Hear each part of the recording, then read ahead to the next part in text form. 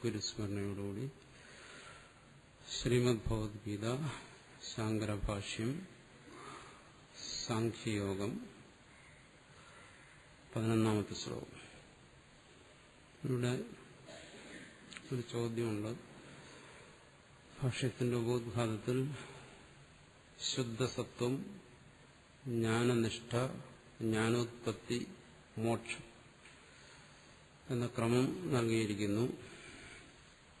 എന്നാൽ 5ാം അധ്യായം 12ാം ശ്ലോകത്തിന്റെ ഭാഷ്യത്തിൽ സത്വശുദ്ധി, ജ്ഞാനപ്രാപ്തി, സർവകർമ്മ സന്യാസ, ജ്ഞാനനിഷ്ഠ എന്ന ക്രമമാണ് നൽകുന്നത്. ഈ രണ്ട് ക്രമങ്ങളിലെ വ്യത്യാസം വിശദീകരിക്കാം. ജ്ഞാനനിഷ്ഠ എന്ന് പറയുന്ന ശബ്ദം ചില സ്ഥലങ്ങളിൽ ശ്രവണ മനന നിധിധ്യാസനങ്ങൾ എന്നുള്ള അർത്ഥത്തിൽ ഉപയോഗിക്കും.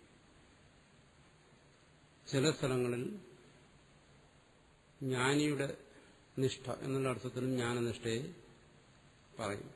ഈ ഭാഷ്യത്തിൽ തന്നെ പറയും. അത് ആ സന്ദർഭം അനുസരിച്ച് നമ്മൾ മനസ്സിലാക്കും. അതുകൊണ്ട് ഈ രണ്ടിടത്തും പറയുന്ന ക്രമങ്ങളിൽ വ്യത്യാസമില്ല. സർവകർമ്മ സന്യാസപൂർവകമായ ജ്ഞാനനിഷ്ഠ എന്നു സാധാരണഗതി പറഞ്ഞു വരുന്നത് ശ്രവണ മനന നിധ്യാസനങ്ങളോടുകൂടിയിരിക്കുന്ന ജ്ഞാനനിഷ്ഠയാണ്. അത് ഒരു സാധകന്റെ അവസ്ഥയാണ്. ചില സ്ഥലങ്ങളിൽ ജ്ഞാനനിഷ്ഠ എന്നുള്ള പദം കൊണ്ട് വിദ്വാന്റെ അവസ്ഥയും പറയും. ഈ രണ്ട് സ്ഥലത്തും പറഞ്ഞിരിക്കുന്നതിന് അങ്ങനെ വ്യത്യാസം ഒന്നുമില്ല. അതിന്റെ ക്രമം തന്നെയാണ്. നിഷ്കാമ കർമാനുഷ്ഠാനം, പിന്നെ സത്വ ചിത്തശുദ്ധി. ജ്ഞാനനിഷ്ഠ, അത് കഴിഞ്ഞ് ജ്ഞാന ഉത്പത്തി എന്ന് പറഞ്ഞിരിക്കുന്നത് അപരോക്ഷാനുഭൂതി. മോക്ഷം എന്ന് പറഞ്ഞിരിക്കുന്നത് ജീവൻ മുക്തി. അതാണ് ആദ്യം പറഞ്ഞിരിക്കുന്നത്. രണ്ടാമത് പറഞ്ഞിരിക്കുന്നിടത്ത് ചിത്തശുദ്ധി. അവിടെ ജ്ഞാനപ്രാപ്തി എന്നുള്ളതുകൊണ്ട് ഉദ്ദേശിക്കുന്നത് ഉപദേശശ്രവണം, ചിത്തശുദ്ധി കൊണ്ടുണ്ടാകുന്ന ഗുരുവിൽ നിന്നും ഉണ്ടാകുന്ന ഉപദേശശ്രവണം. അത് കഴിഞ്ഞ് സർവകർമ്മ സന്യാസപൂർവകമായ ജ്ഞാനനിഷ്ഠ, ജ്ഞാനോത്പത്തി, മോക്ഷം. രണ്ടിടത്തും ഒരു ക്രമം തന്നെയാണ് പറഞ്ഞിരിക്കുന്നത്. പക്ഷെ ചില സ്ഥലത്ത് പറയുമ്പോൾ ഒരു കാര്യം വിട്ടുപോയെന്നിരിക്കും. പ്രധാനമായത് മാത്രം പറയും. ചിലയിടത്ത് വിശദീകരിച്ച് പറയും എന്നുള്ള വ്യത്യാസമേ ഉള്ളൂ. ജ്ഞാനോത്പത്തി എന്ന് പറയുന്നത് രണ്ടു തരത്തിൽ പറയാം. അപരോക്ഷമായ ജ്ഞാനത്തെയും അപരോക്ഷമായ ജ്ഞാനപ്രാപ്തി, അതിനെയും ജ്ഞാനോത്പത്തി എന്ന് പറയാം. അല്ല, ശ്രവണാദികൾ കൊണ്ട് കിട്ടുന്ന പരോക്ഷമായ ജ്ഞാനപ്രാപ്തി, അതിനെയും ജ്ഞാനോത്പത്തി എന്ന് പറയാം. അങ്ങനെ ഒരു സന്ദർഭം അനുസരിച്ച് പറയുന്നു എന്നുള്ളതേ ഉള്ളൂ. പക്ഷെ ക്രമം രണ്ടിടത്തും ഒന്ന് തന്നെ. കർമ്മയോഗാനുഷ്ഠാനം, ചിത്തശുദ്ധി, അത് കഴിഞ്ഞ് ശ്രവണാദികൾ അനുഷ്ഠിക്കുന്നു. കർമ്മത്യാഗവും അതോടൊപ്പം സംഭവിക്കുന്നു. ജ്ഞാനപ്രാപ്തി ഉണ്ടാകുന്നു, അനുഭവം ഉണ്ടാകുന്നു, മുക്തനായിത്തീരുന്നു. അതുതന്നെയാണ്. ചിത്തശുദ്ധി നേടിയ ആൾക്ക് നിഷ്കാമ കർമ്മം കൊണ്ട് പ്രയോജനമില്ല എങ്കിൽ അപ്പോൾ തന്നെ പൂർണ്ണമായ കർമ്മസന്യാസം ആകാമല്ലോ.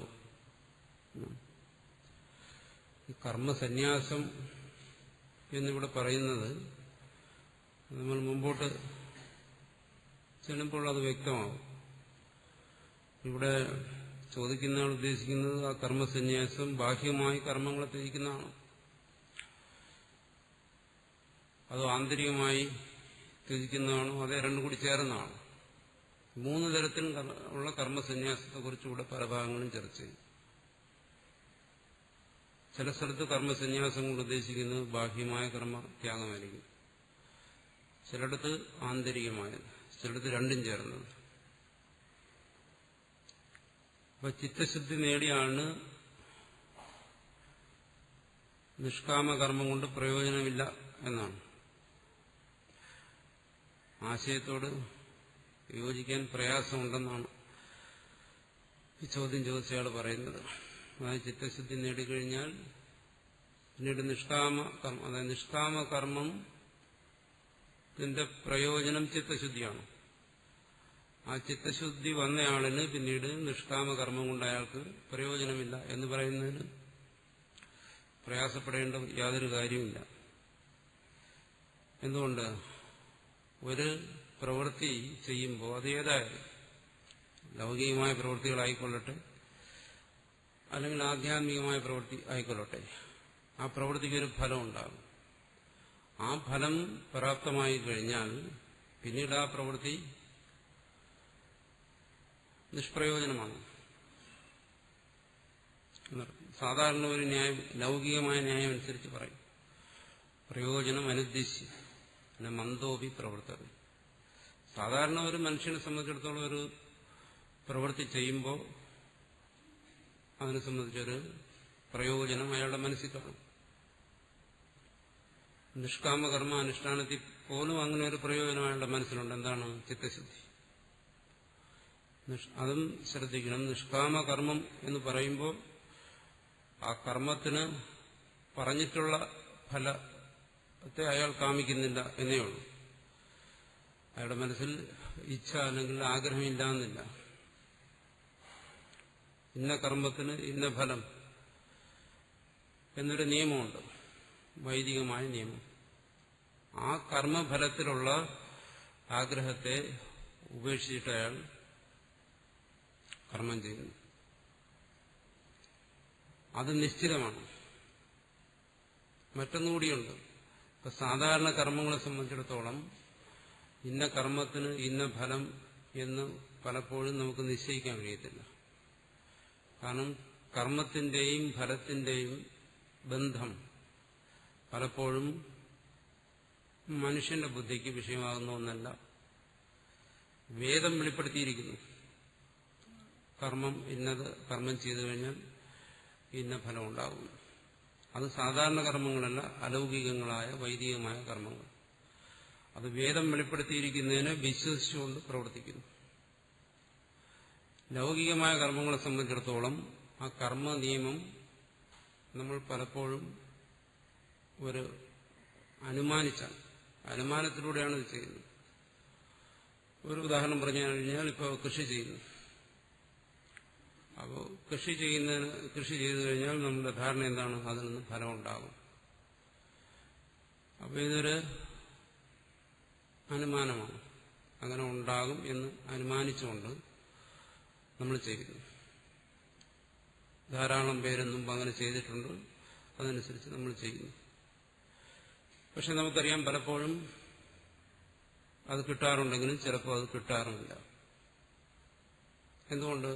അതിനെന്തെങ്കിലും വിഘ്നങ്ങൾ വന്നു കഴിഞ്ഞാൽ, കൃഷിനാശം വന്നു കഴിഞ്ഞാൽ പലതരത്തിലും അവിടെ ഫലം നമുക്ക് കിട്ടാതെ പോകാം. അപ്പൊ സാമാന്യമായി നമ്മളങ്ങനെ ധരിക്കുന്നുണ്ടെങ്കിലും അവിടെ കർമ്മത്തെയും ഫലത്തെയും സംബന്ധിച്ച് നിശ്ചിതമായി നമുക്ക് തീരുമാനിക്കാൻ കഴിയത്തില്ല. എന്നാലും ഫലം ഉണ്ടാകുമെന്നുള്ള വിശ്വാസത്തിൽ നമ്മൾ പ്രവർത്തിക്കുന്നു. ഫലം കിട്ടിയെന്ന് വരാം, കിട്ടാതിരുന്നു എന്നും വരാം. മുൻകൂട്ടി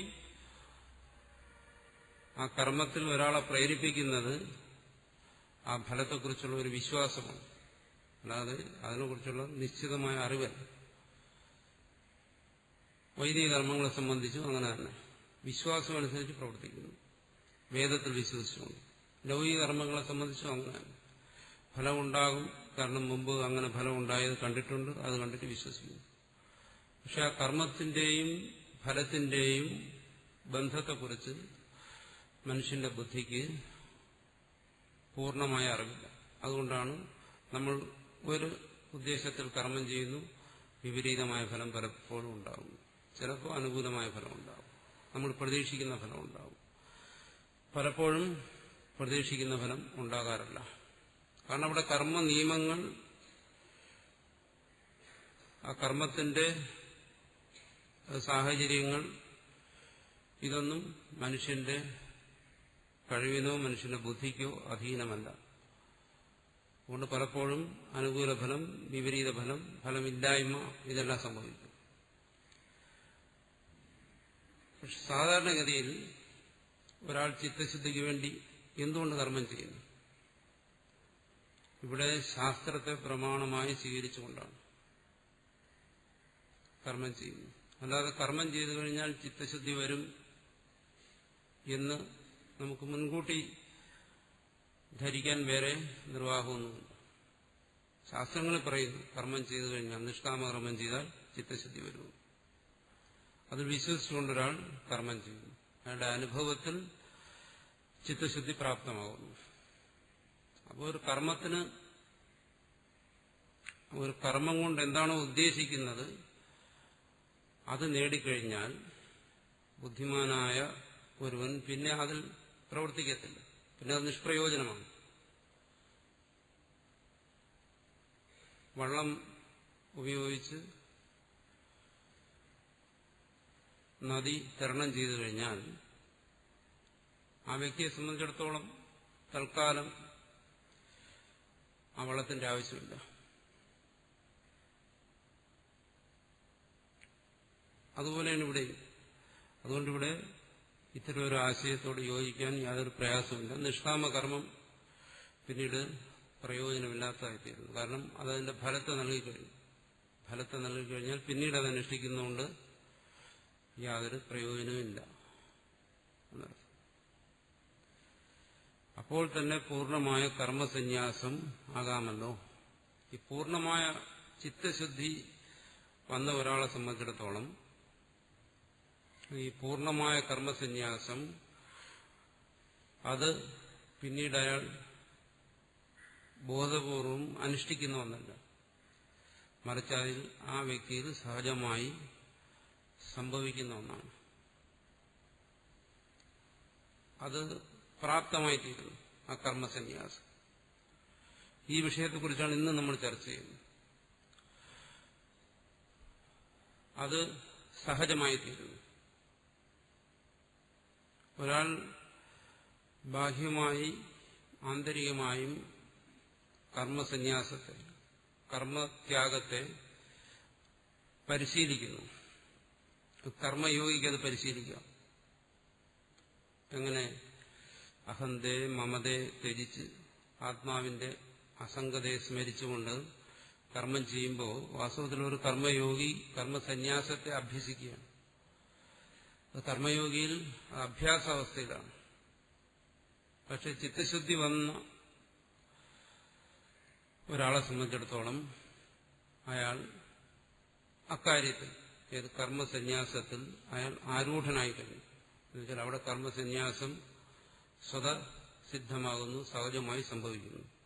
അപ്പൊ പിന്നെ അവിടെ ഒരു എന്താണ്, കർമ്മസന്യാസം വേണമോ വേണ്ടയോ, ഇത്തരത്തിൽ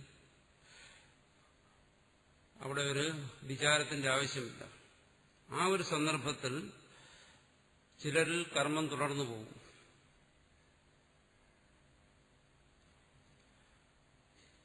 ചിലരിൽ കർമ്മം ബാഹ്യമായി അവസാനിക്കുന്നു. ആ കർമ്മം തുടർന്നു പോകുന്നതിന് ഉദാഹരണമാണ് ജനകനും മറ്റും. പക്ഷേ അവിടെ കർമ്മം എന്ന് പറയുന്നത് കർമ്മമല്ല. ഇവിടെ ഭാഷ്യകാരൻ പറയും അത് കർമാഭാസമാണ്, കർമ്മഛായയാണ്. കർമ്മയോഗിയുടെ കർമ്മവും ആ കർമ്മസിദ്ധന്റെ കർമ്മവും തമ്മിൽ വ്യത്യാസമുണ്ട്. കർമ്മയോഗിയുടെ കർമ്മം എന്ന് പറയുന്നത് കർമ്മം തന്നെ. അഹങ്കാരത്തോടും വാസനാപ്രേരിതമായും വന്നു ചേരുന്ന കർമ്മങ്ങളെ അയാൾ അതിനെ മയപ്പെടുത്തുകയാണ്. ശാസ്ത്രബോധം കൊണ്ടും ഗുരു ഉപദേശം കൊണ്ട് ആ കർമ്മത്തെ അയാൾ കർമ്മമല്ലാതാക്കാൻ ശ്രമിക്കുകയാണ്. അവിടെ ഒരു ശ്രമമുണ്ട്, പ്രയത്നമുണ്ട്. അതുകൊണ്ടത് കർമ്മമാണ്. അതിന് കർമ്മത്തിന്റെ കൂട്ടത്തിലാണ് ഗണിച്ചിരിക്കുന്നത്. അതുകൊണ്ടാണ് കർമ്മ അധികാരിക്ക് കർമ്മയോഗമുള്ളൂ എന്ന് പറയുന്നത്. പക്ഷേ കർമ്മയോഗത്തിലൂടെ ചിത്തശുദ്ധി നേടി അയാൾക്ക് പരോക്ഷമായിട്ടുള്ള ജ്ഞാനം ദൃഢമായി വരുമ്പോൾ അയാളിൽ നിന്ന് കർമ്മം വിട്ടുപോകാൻ തുടങ്ങും. അങ്ങനെ വിട്ടുപോകുന്ന കർമ്മങ്ങൾ വീണ്ടും പ്രാരബ്ധം കൊണ്ട് ആ വ്യക്തി തുടരുന്നുണ്ടെങ്കിൽ അതിനെ കർമ്മമെന്ന് വിളിക്കാൻ പാടില്ല. അതിന് ഇവിടെ ഭാഷ്യകാരൻ തന്നെ പറയും, എങ്ങനെയാണോ ഭഗവാന്റെ ക്ഷാത്രഗുണചേഷ്ടിതമായിട്ടുള്ള കർമ്മങ്ങൾ അതിനെ കർമ്മമായിട്ട് ഗണിക്കാൻ പാടില്ല എന്നാണ്. അതുകൊണ്ടാണ് സാങ്കേതികമായ അർത്ഥത്തിൽ അവരെ കർമ്മയോഗികളെന്ന് പറയാൻ പാടില്ല എന്ന് കഴിഞ്ഞ ദിവസത്തെ ചർച്ചയിൽ നമ്മൾ പറഞ്ഞു. കർമ്മയോഗി എന്ന് പറയുന്നത് കർമ്മത്യാഗത്തെ അഭ്യസിക്കുന്നവനാണ്. ഇവിടെ കർമ്മസിദ്ധൻ അല്ലെങ്കിൽ കർമ്മസന്യാസി എന്ന് പറയുന്നത് എന്താണ്? അത് സഹജമായി തീർന്നവനാണ്. അവൻ പരമാർത്ഥത്തിൽ കർമ്മമില്ല. കർമ്മത്തിന് കാരണമായിരിക്കുന്ന നേരത്തെ പറഞ്ഞല്ലോ അഹന്ത, രാഗദ്വേഷാദികൾ, ശോകമോഹങ്ങളെല്ലാം അവിടെ നഷ്ടമായിരിക്കുന്നു. അപ്പോൾ അതുകൊണ്ടത് കർമ്മസന്യാസമല്ല. അതിൽ തന്നെ ദൃഢനായി അയാൾ ആത്മവിത്തായി തീരുമ്പോൾ ആ കർമ്മസന്യാസം അതിന്റെ പൂർണ്ണതയിലെത്തുന്നു. ഇതെല്ലാം ക്രമമായിട്ട് സാധാരണഗതിയിൽ ക്രമമായി സംഭവിക്കുന്നു. വളരെ അത്യപൂർവമായി അങ്ങനെ അല്ലാതെ ഇത് സംഭവിക്കുന്നു. അപ്പോൾ ക്രമമായി സംഭവിക്കുന്ന ഭാഗത്തെക്കുറിച്ചാണ് നമ്മൾ സാധാരണ മധ്യമാധികാരികളെക്കുറിച്ചാണ് ശാസ്ത്രം മുഖ്യമായി ചർച്ച ചെയ്യുന്നത്. അതിനിവിടെ ജ്ഞാനപ്രാപ്തിക്ക് ശേഷമാണ് സർവകർമ്മ സന്യാസം പറഞ്ഞിട്ടുള്ളത്. അതായത് ഇവിടെ ജ്ഞാനപ്രാപ്തിക്ക് ശേഷം, ജ്ഞാനനിഷ്ഠയിലൂടെ ജ്ഞാനപ്രാപ്തിക്ക് ശേഷം വരുന്ന സർവകർമ്മ സന്യാസം എന്ന് പറയുന്നത് ഒരാൾ അനുഷ്ഠിക്കുന്ന കർമ്മസന്യാസമല്ല. നമ്മൾ ഒരാശ്രമത്തിൽ പോയി അല്ലെങ്കിൽ ഒരു ഗുരുവിന്റെ സമീപത്തിൽ ചെന്ന് ഭാവി കൊടുക്കുന്ന കർമ്മസന്യാസത്തെക്കുറിച്ചല്ല ഇവിടെ പറഞ്ഞിരിക്കുന്നത്. മറിച്ച് ആ ജ്ഞാനത്തിന്റെ പരിപൂർണതയിൽ ആ വ്യക്തിയിൽ സഹജമായി സംഭവിക്കുന്ന ഒരു കാര്യമാണ്. അത് വ്യക്തിയുടെ ബാഹ്യമായ ചേഷ്ട കൊണ്ട് നിർണ്ണയിക്കേണ്ട ഒന്നല്ല, ആന്തരികമായ അനുഭവം സാക്ഷ്യപ്പെടുത്തുന്ന ഒന്നാണ്. അതിനെ തന്നെയാണ് ഇവിടെ വിദ്യുസന്യാസി എന്നും പറഞ്ഞിരിക്കുന്നത്. അതുകൊണ്ട് ജ്ഞാനപ്രാപ്തി, ജ്ഞാനോത്പത്തി, സമ്യക് ദർശനം, അപരോക്ഷ ജ്ഞാനം ഇവകൾ തമ്മിൽ വ്യത്യാസമുണ്ടോ എന്നാണ്. അതായത് ഓരോ ഒരു ശാസ്ത്രത്തിൽ ഇതേ ശബ്ദങ്ങൾ പല അർത്ഥത്തിൽ പല സന്ദർഭങ്ങളിൽ പ്രയോഗിക്കും. അങ്ങനെ വരുമ്പോൾ വരുന്ന വ്യത്യാസമേ ഉള്ളൂ. കാരണം ജ്ഞാനപ്രാപ്തി എന്ന് പറയുന്നു ശ്രവണം. ഒരു ശിഷ്യൻ ഗുരുവിന്റെ അടുത്ത് പോയി ഈ ആത്മവിദ്യ ശ്രവണം ചെയ്യുന്നു. അപ്പൊ അവിടെ അതിനെയും പറയാം ജ്ഞാനപ്രാപ്തി. അത് കഴിഞ്ഞ് അയാൾ മനനം ചെയ്യുന്നു, അവിടെയും ജ്ഞാനപ്രാപ്തി എന്ന് പറയാം. സംശയ വിപര്യങ്ങളെല്ലാം ദൂരീകരിച്ച് ദൃഢമായ പരോക്ഷജ്ഞാനം അയാൾ നേടുന്നു, അതിനെയും ജ്ഞാനപ്രാപ്തി എന്ന് പറയാം. ഇനി അത് സ്വാനുഭവമായി മാറുന്ന അപരോക്ഷ ദർശനം, അതിനെയും ജ്ഞാനപ്രാപ്തി എന്ന് പറയാം. ഈ സന്ദർഭങ്ങളിലെല്ലാം ജ്ഞാനോത്പത്തി സംഭവിക്കുന്നു. അതുപോലെ തന്നെ സമ്യക് ദർശനത്തെ സംബന്ധിച്ച് നമ്മളിപ്പോ ശാസ്ത്രത്തിലൂടെ മനസ്സിലാക്കുന്നു, ഗുരുവിൽ നിന്ന് മനസ്സിലാക്കുന്നു, സമ്യക് ദർശനമാണ്. പക്ഷെ ഇത് തന്നെ അനുഭവത്തിൽ വരുന്നു, അതും സമ്യക് ദർശനമാണ്. അപ്പോൾ പല സന്ദർഭങ്ങളിൽ ഒരേ ശബ്ദങ്ങൾ ഉപയോഗിക്കാം, പക്ഷേ സന്ദർഭം അനുസരിച്ച് അർത്ഥവ്യത്യാസം മനസ്സിലായി പോകുന്നു. പക്ഷെ അപരോക്ഷ ജ്ഞാനം എന്ന് ഇവിടെ അദ്വൈതത്തിൽ പറയുമ്പോൾ അതിന് മാറ്റമില്ല. അപരോക്ഷ ജ്ഞാനം അല്ലെങ്കിൽ അപരോക്ഷ അനുഭൂതി എന്ന് പറയുമ്പോൾ നമ്മൾ കേൾക്കുകയും ചിന്തിക്കുകയും ധ്യാനിക്കുകയും ചെയ്യുന്ന കാര്യം അത് സ്വാനുഭവമായി വരുമ്പോൾ, അതൊരാളിൽ ശരിക്കങ്ങ് ദഹിച്ച് ചേരുമ്പോൾ അതിന് അപരോക്ഷ ജ്ഞാനം എന്ന് പറയും. അപ്പൊ ഇതിനെല്ലാം വ്യത്യാസം വരാം, ഇതെല്ലാം ഒന്നുമാകാം. അടുത്ത് ചോദിക്കുന്നത്, ശരീരരക്ഷയ്ക്ക് വേണ്ടിയുള്ളതൊഴികെ എല്ലാ കർമ്മങ്ങളും വെടിഞ്ഞ് തന്റെ ആത്മാനുഭവത്തെ ദൃഢപ്പെടുത്താനും വാസനാക്ഷയവും മനോനാശവും പൂർണ്ണമാക്കാനും പ്രവർത്തിക്കുന്ന ആളാണ് വിദ്യുസന്യാസി എന്ന ഒരു പുസ്തകത്തിൽ വായിച്ചു. അത് ഏത് പുസ്തകമെന്നുകൂടി പറയേണ്ടായിരുന്നു. അപ്പോൾ വിദ്യുസന്യാസി, കാരണം ഈ പുസ്തകത്തിൽ ഏത് പുസ്തകമാണ്, അപ്പോൾ എനിക്ക് മനസ്സിലാവും ആരാ എഴുതിയത് എന്നിവിടെ. അപ്പോൾ വിദ്യുസന്യാസിക്ക് സാധനയില്ല എന്നും കർമ്മം ചെയ്യുകയോ ചെയ്യാതിരിക്കുകയോ ആകാമെന്നും സ്വാമിജി പറഞ്ഞത് എങ്ങനെയാണ് മനസ്സിലാക്കേണ്ടത്? ആദ്യം ഏത് പുസ്തകത്തിൽ നിന്നാണ് ഇത് വായിച്ചതെന്ന് പറയും. അത് കഴിഞ്ഞ് എനിക്കിത് വിശദീകരിക്കാൻ പറ്റും. ആരാണ് എഴുതിയിരിക്കുന്നത്, ഏത് പുസ്തകമാണ്.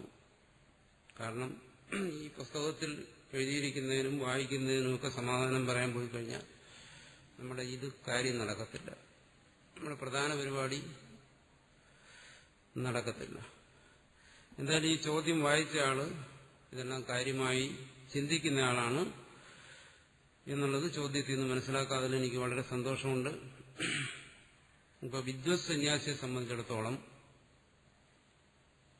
വാസ്തവത്തിൽ ഇത്തരം കാര്യങ്ങളെക്കുറിച്ച് അങ്ങനെ ആത്മാർത്ഥമായി മനനം ചെയ്യുന്നത് വളരെ സഹായിക്കും.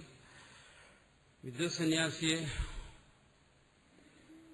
വാസനാക്ഷയം, മനോനാശം, ഇതെല്ലാം ഇപ്പൊ പല ഗ്രന്ഥങ്ങളിലും പല രീതിയിൽ പറഞ്ഞിട്ടുണ്ട്. ജീവൻ മുക്തി വിവേകം, പഞ്ചദശി, യോഗവാസിഷ്ഠം, ഇങ്ങനെ ഈ പുസ്തകങ്ങൾ ഞാൻ പ്രത്യേകിച്ചെടുത്ത് പറയാൻ കാരണം ഇതെല്ലാം മലയാളത്തിൽ അനുവാദം ചെയ്തിട്ടുള്ളതാണ്. മിക്കവാറും ഈ പറയുന്നയാളിത് വായിച്ചത്, ഈ പറയുന്നയാൾ പേര് വെളിപ്പെടുത്താതെ ഈ കൂട്ടത്തിൽ ഒളിഞ്ഞിരിക്കുകയാണ്. ആയിക്കോട്ടെ, വിരോധമില്ല, പേര് വെളിപ്പെടുത്തണമെന്നില്ല. അപ്പം മിക്കവാറും ഈ മലയാളം പുസ്തകങ്ങൾ വായിച്ച് കാര്യങ്ങൾ ധരിച്ചതാണ്.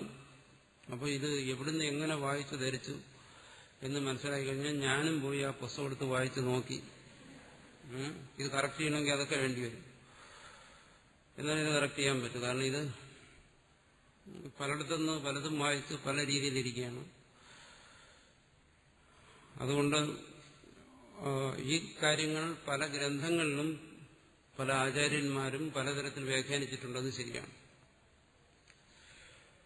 അതായത് വാസനാക്ഷയം, മനോനാശം തുടങ്ങിയ കാര്യങ്ങൾ ആവശ്യമാണെന്ന് വരുന്ന ഒരു പക്ഷം, ഇനി ഇതൊന്നും ആവശ്യമില്ലെന്ന് പറയുന്ന പക്ഷമുണ്ട്. അദ്വൈതികളുടെ ഇടയിൽ തന്നെ അങ്ങനെയുള്ള ആചാര്യന്മാരുമുണ്ട്. അതുമെല്ലാം വ്യക്തിയുടെ പ്രാരബ്ധ ഭേദമനുസരിച്ച്, ജ്ഞാനികളുടെ പ്രാരബ്ധ ഭേദമനുസരിച്ച് എന്ന് നമ്മൾ മനസ്സിലാക്കണം. ചിലർക്ക് മനോനാശവും വാസനാക്ഷയവും വേണ്ടി വരുന്നു, അതിനുവേണ്ടി പരിശ്രമിക്കുന്നു. ഇക്കാര്യമെല്ലാം ജീവൻമുക്തി വിവേകത്തിലും പഞ്ചദശിയിലും എല്ലാം വിശദമായി ചർച്ച ചെയ്യുന്നുണ്ട്. ചിലർക്കതൊന്നും ആവശ്യമായി വരുന്നില്ല. അതുകൊണ്ട് അങ്ങനെ പുസ്തകത്തെ പരാമർശിക്കുമ്പോൾ ഏത് പുസ്തകമാണ് എവിടെയാണെന്ന് പറഞ്ഞാൽ അതിന് വ്യക്തമായിട്ട്, കാരണം ആ പുസ്തകത്തിൽ അങ്ങനെ പറഞ്ഞിട്ടുണ്ടോ അതോ വ്യാഖ്യാനത്തിൽ വന്ന പെശകാണോ, ഇത്തരം കാര്യങ്ങളെല്ലാം ചിന്തിക്കേണ്ടിയിരിക്കുന്നു. എന്തായാലും വിദ്വത് സന്യാസിയെ സംബന്ധിച്ചിടത്തോളം അത് ഈ വിദ്വത് സന്യാസിയെ തന്നെ പലതരത്തിൽ പല ഭാഗങ്ങളിൽ പറയും. അല്ലെങ്കിൽ ജീവൻ മുക്തനെ സംബന്ധിച്ചിടത്തോളം അത് ഒരു കൂട്ടർ അങ്ങനെ പറയുന്നുണ്ട്. ഇപ്പോൾ ആത്മജ്ഞാനം ഉണ്ടായി ആയാലും അയാൾ ജീവൻ മുക്തനാകുന്നില്ല എന്നാണ്. അതിന്റെ ചുരുക്കം ഇതാണ്, അയാൾ മുക്തനാകുന്നില്ല. കാരണം ജീവൻ മുക്തിയിൽ ആത്മാനുഭവത്തിന്റെ അലൗകികമായ വിലക്ഷണമായ ആനന്ദം അനുഭവിക്കണം. അപ്പോൾ പ്രാരബ്ധ ബാഹുല്യം കൊണ്ട് ഒരാൾക്ക് തത്വജ്ഞാനം ഉണ്ടായാൽ പോലും ആ ആനന്ദത്തെ അനുഭവിക്കാൻ കഴിയത്തില്ല. അപ്പോൾ ആനന്ദത്തെ അനുഭവിക്കുന്നതിന് വേണ്ടി വീണ്ടും അയാൾ മനോനാശത്തിനും പരിജ്ഞാനി വാസനാക്ഷയത്തിനു വേണ്ടി പരിശ്രമിക്കണം എന്നാണ്. അവിടെ തന്നെ ഇതിനെ യോഗവുമായി ബന്ധപ്പെടുത്തിയും ബന്ധപ്പെടുത്താതെയും രണ്ടു തരത്തിൽ പറയുന്നുണ്ട്. യോഗ വേദാന്തത്തിൽ യോഗവുമായി ഈ അദ്വൈതത്തെ ബന്ധപ്പെടുത്തി പറയുമ്പോൾ അവിടെ സമാധി, അതിന്റെ പരിശീലനം, അങ്ങനെ ഒരു ഭാഗത്തുകൂടി പോകുന്നുണ്ട്. വേറെ ഭാഗത്ത് പറയുമ്പോൾ, വേറെ തരത്തിലുള്ള അധികാരികളെ കുറിച്ച് പറയുമ്പോൾ അവർക്ക് അത്തരം സമാധി പരിശീലനങ്ങളൊന്നും തന്നെ ആവശ്യമില്ല. അങ്ങനെ വേറൊരു രീതി പറയുന്നുണ്ട്. ഇതെല്ലാം ആ തത്വജ്ഞാനികളുടെ പ്രാരബ്ധ ഭേദമനുസരിച്ചാണ് എന്ന് പറയും. ഒരു ഉദാഹരണമായിട്ടിപ്പോ ഇവിടെ ഭാഷ്യകാരൻ നമ്മളിത് ഇതിന്റെ അവസാനം വരെ 18-ാം അധ്യായം വരെ നമ്മൾ ചർച്ച ചെയ്യുമ്പോഴും ഒരിടത്തും നമുക്ക് സവികല്പം നിർവികല്പം തുടങ്ങിയ സമാധികളെക്കുറിച്ച് ഒന്നും ചർച്ച ചെയ്യത്തേയില്ല. ഒരു ഭാഗത്തും ഒന്നും വരത്തില്ല. അതേസമയം മധുസൂദന സരസ്വതി വ്യാഖ്യാനിക്കുന്നിടത്ത് മറ്റു ചില വ്യാഖ്യാതാക്കൾ അവരെല്ലാം ഇതിനെക്കുറിച്ച് പറയുമ്പോൾ ഈ സമാധി ഭേദങ്ങളെക്കുറിച്ചും ആ രീതിയിൽ ഇതിനെ വ്യാഖ്യാനിക്കുന്നു. ഇങ്ങനെ ഒരേ വിഷയം തന്നെ പല ആചാര്യന്മാര് അധികാരി ഭേദമനുസരിച്ച് പലതുമായി ബന്ധപ്പെടുത്തി പറയുന്നുണ്ട്. മധുസൂദന സരസ്വതി ഭക്തിക്ക് കൂടുതൽ പ്രാധാന്യം കൊടുക്കുന്നുണ്ട്. പക്ഷെ ഭക്തിയെ മറ്റൊരു തരത്തിലാണ് ആചാര്യസ്വാമികൾ കാണുന്നത്. ഭക്തിയെ കുറിച്ച് പറയാതിരിക്കുന്നില്ല, പക്ഷെ മറ്റൊരു തരത്തിലാണ്. ഇങ്ങനെയെല്ലാം ഉള്ള വ്യത്യാസങ്ങളുണ്ട്. അത് അദ്വൈതത്തിന്റെ കാതലായ തത്വങ്ങളിൽ ഇവിടെ വിരോധങ്ങളൊന്നുമില്ല.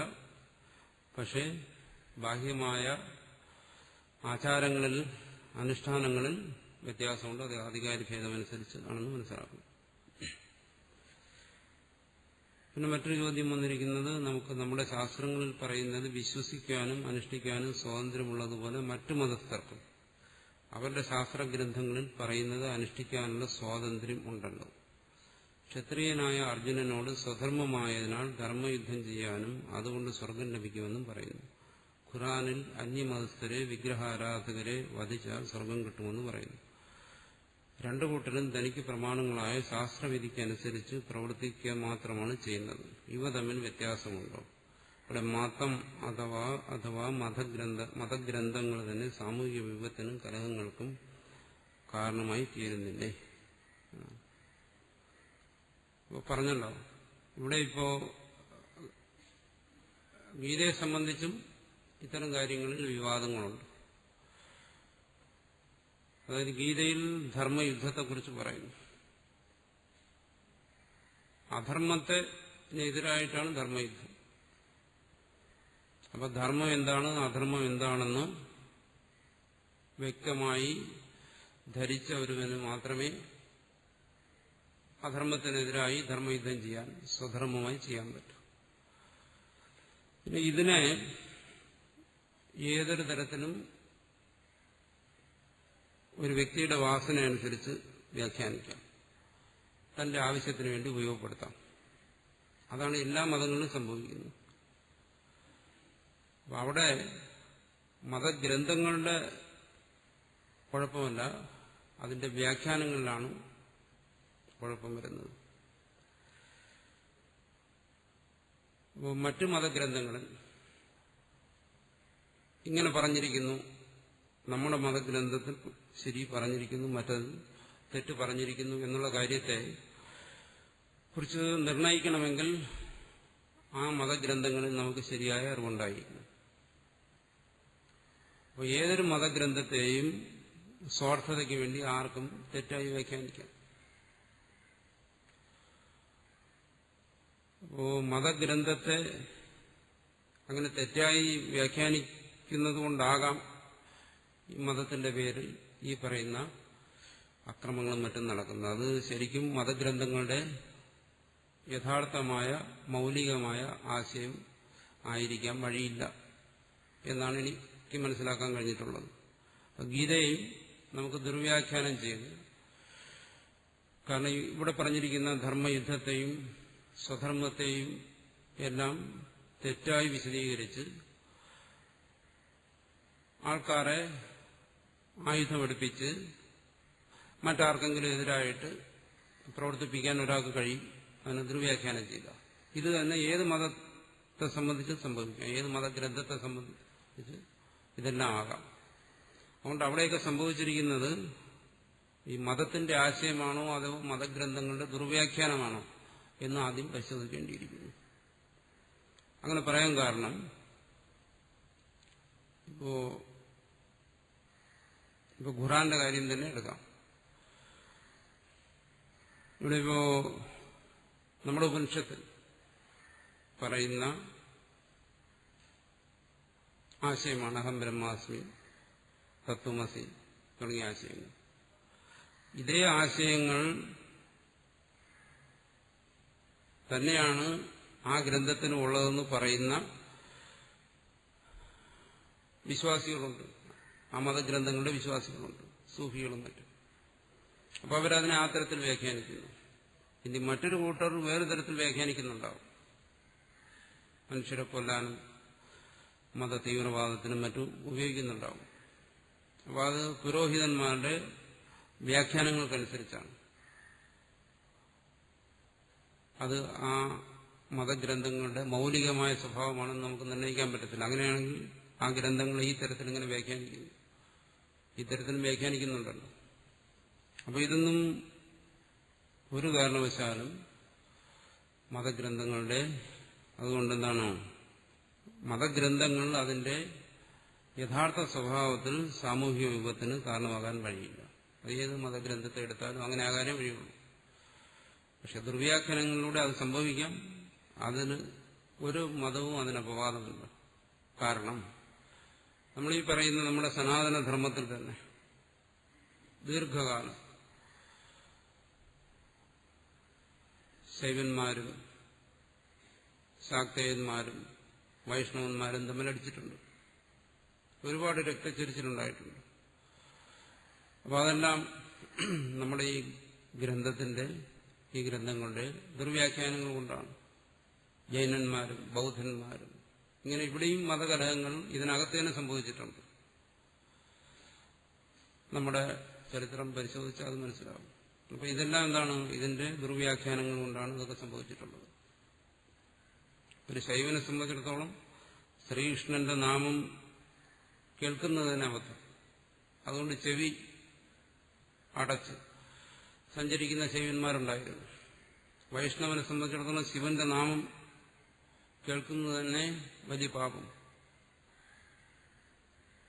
അതുകൊണ്ട് അത് കേൾക്കാതിരിക്കാൻ ചെവി ബന്ധിച്ച് നടന്നിട്ടുള്ളവരുണ്ട്. ഇങ്ങനെയൊക്കെയുള്ള പ്രാകൃതമായ മതവിശ്വാസങ്ങളും ഇതെല്ലാം എല്ലാത്തിനും ഉള്ളതാണ്. ഏതെങ്കിലും ഒരു പ്രത്യേക മതത്തിന്റെ മാത്രം ഇതല്ല. അതുകൊണ്ട് മതങ്ങളുടെ ദുർവ്യാഖ്യാനങ്ങളും ദുരാചാരങ്ങളും പലതരത്തിലുള്ള വിപത്തുകളും എല്ലാ സമൂഹത്തിലും ഉണ്ടാക്കിയിട്ടുണ്ട്, ഇന്നും ഉണ്ടായിക്കൊണ്ടിരിക്കുന്നു. അപ്പോൾ നമ്മൾ മനസ്സിലാക്കേണ്ടത് ഈ മതങ്ങളുടെയൊക്കെ യഥാർത്ഥമായ നില എന്താണ്, അത് മനസ്സിലാക്കുക, അതിനെ പ്രചരിപ്പിക്കുക. അതായിരിക്കും ഇന്നത്തെ കാലത്തും ഇനി വരുന്ന കാലത്തേക്കും യോജിച്ചിരിക്കുന്നു. അതിന്റെ ദുർവ്യാഖ്യാനങ്ങളെ ആശ്രയിക്കാതിരിക്കുക. അതായത് മനുഷ്യനിൽ രാഗവും ദേഷ്യവും ഉണ്ടാക്കുകയും മനുഷ്യന്റെ മനസ്സിൽ വെറുപ്പും വിദ്വേഷവും ഉണ്ടാക്കുകയും ചെയ്യുന്ന തരത്തിൽ മതഗ്രന്ഥങ്ങൾ വ്യാഖ്യാനിക്കാതിരിക്കുക. അതാണ് ഏറ്റവും സ്വീകാര്യമായ മാർഗം.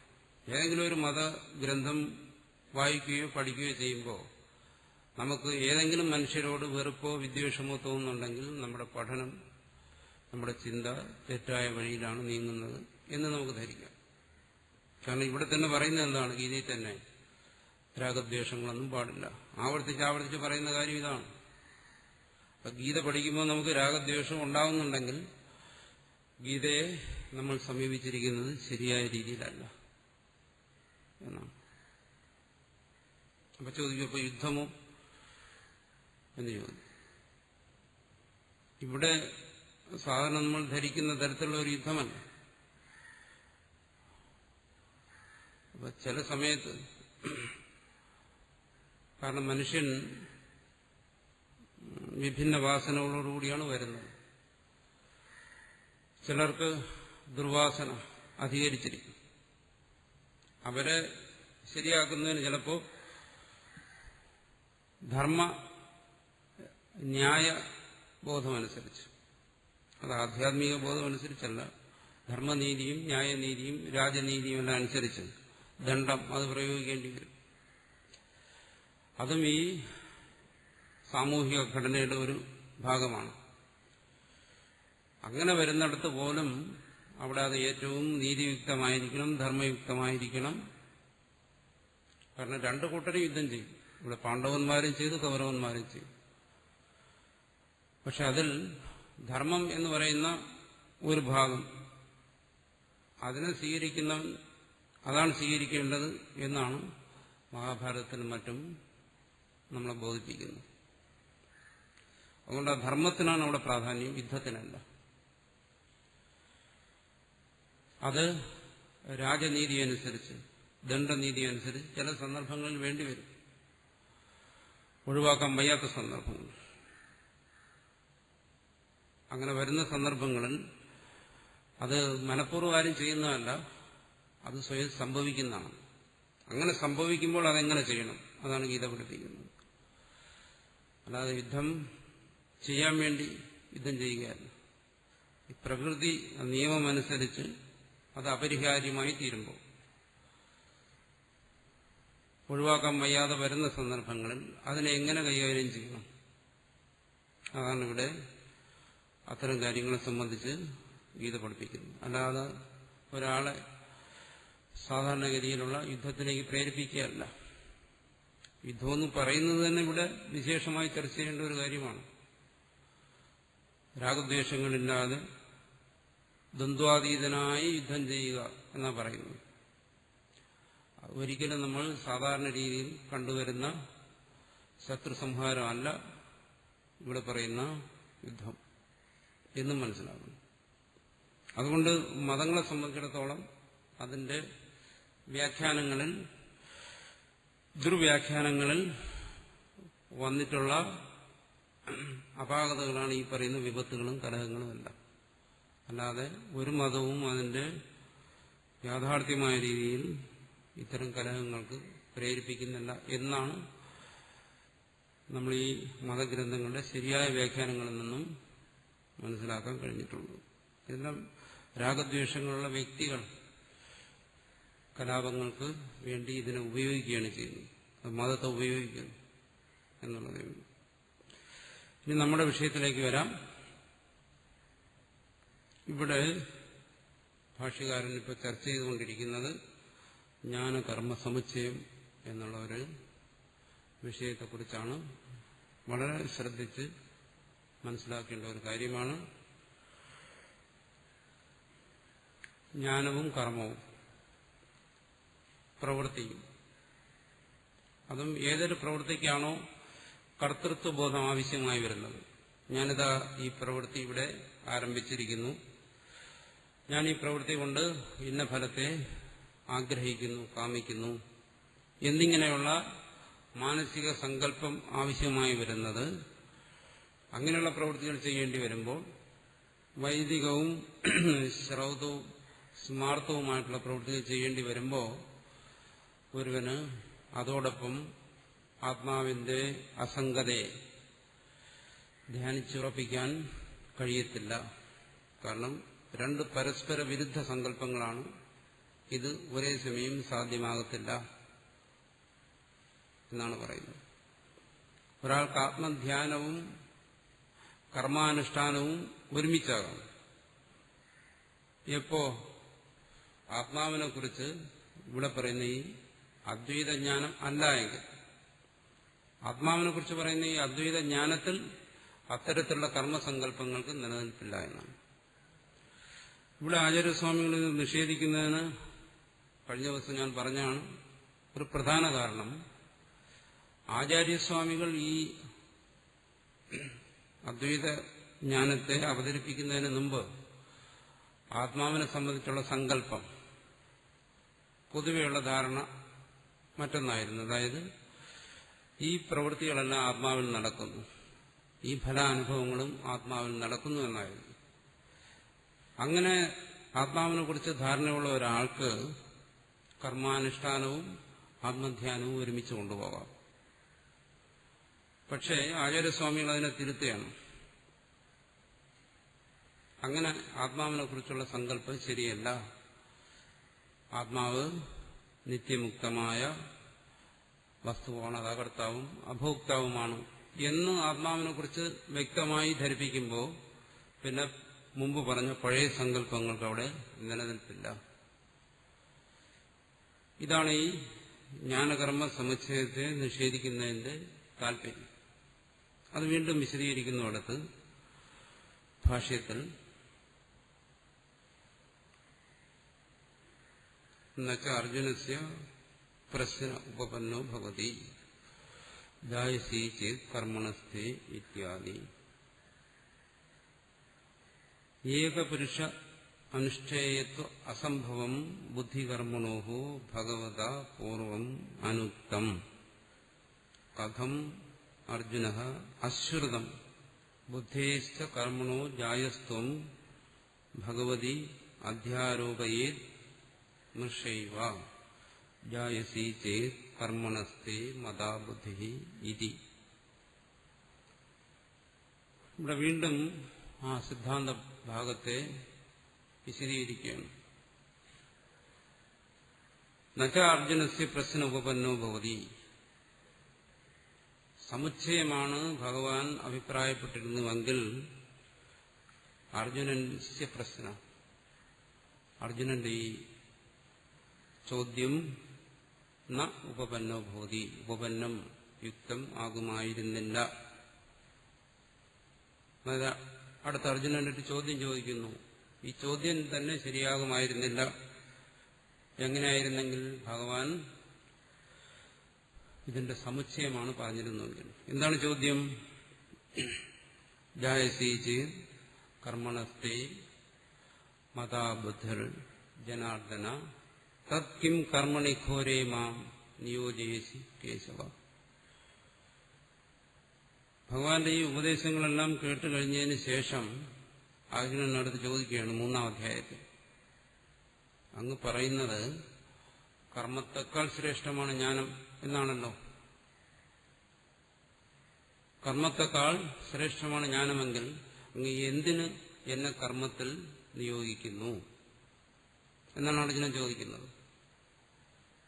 കർമ്മജ്ഞാന സമുച്ചയമായിരുന്നു, അതിലായിരുന്നു അർജുനനെ നിയോഗിച്ചിരുന്നെങ്കിൽ അർജുനൻ ചോദിച്ചനെ എന്തിനാണങ്ങ് എന്നെ ഈ കർമ്മജ്ഞാന സമുച്ചയത്തിൽ നിയോഗിക്കുന്നത്? മറിച്ച് അർജുനൻ അങ്ങനെയല്ല ചോദിച്ചത്.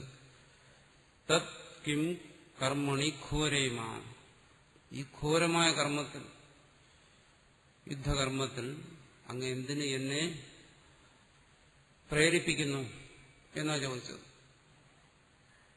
ഇത്യാദി. അപ്പൊ ഈ ചോദ്യത്തിൽ നിന്ന് തന്നെ വ്യക്തമാക്കാം അർജുനന് വേണ്ടി ഭഗവാൻ ഇത് രണ്ടും കൂടി ഉപദേശിച്ചില്ല.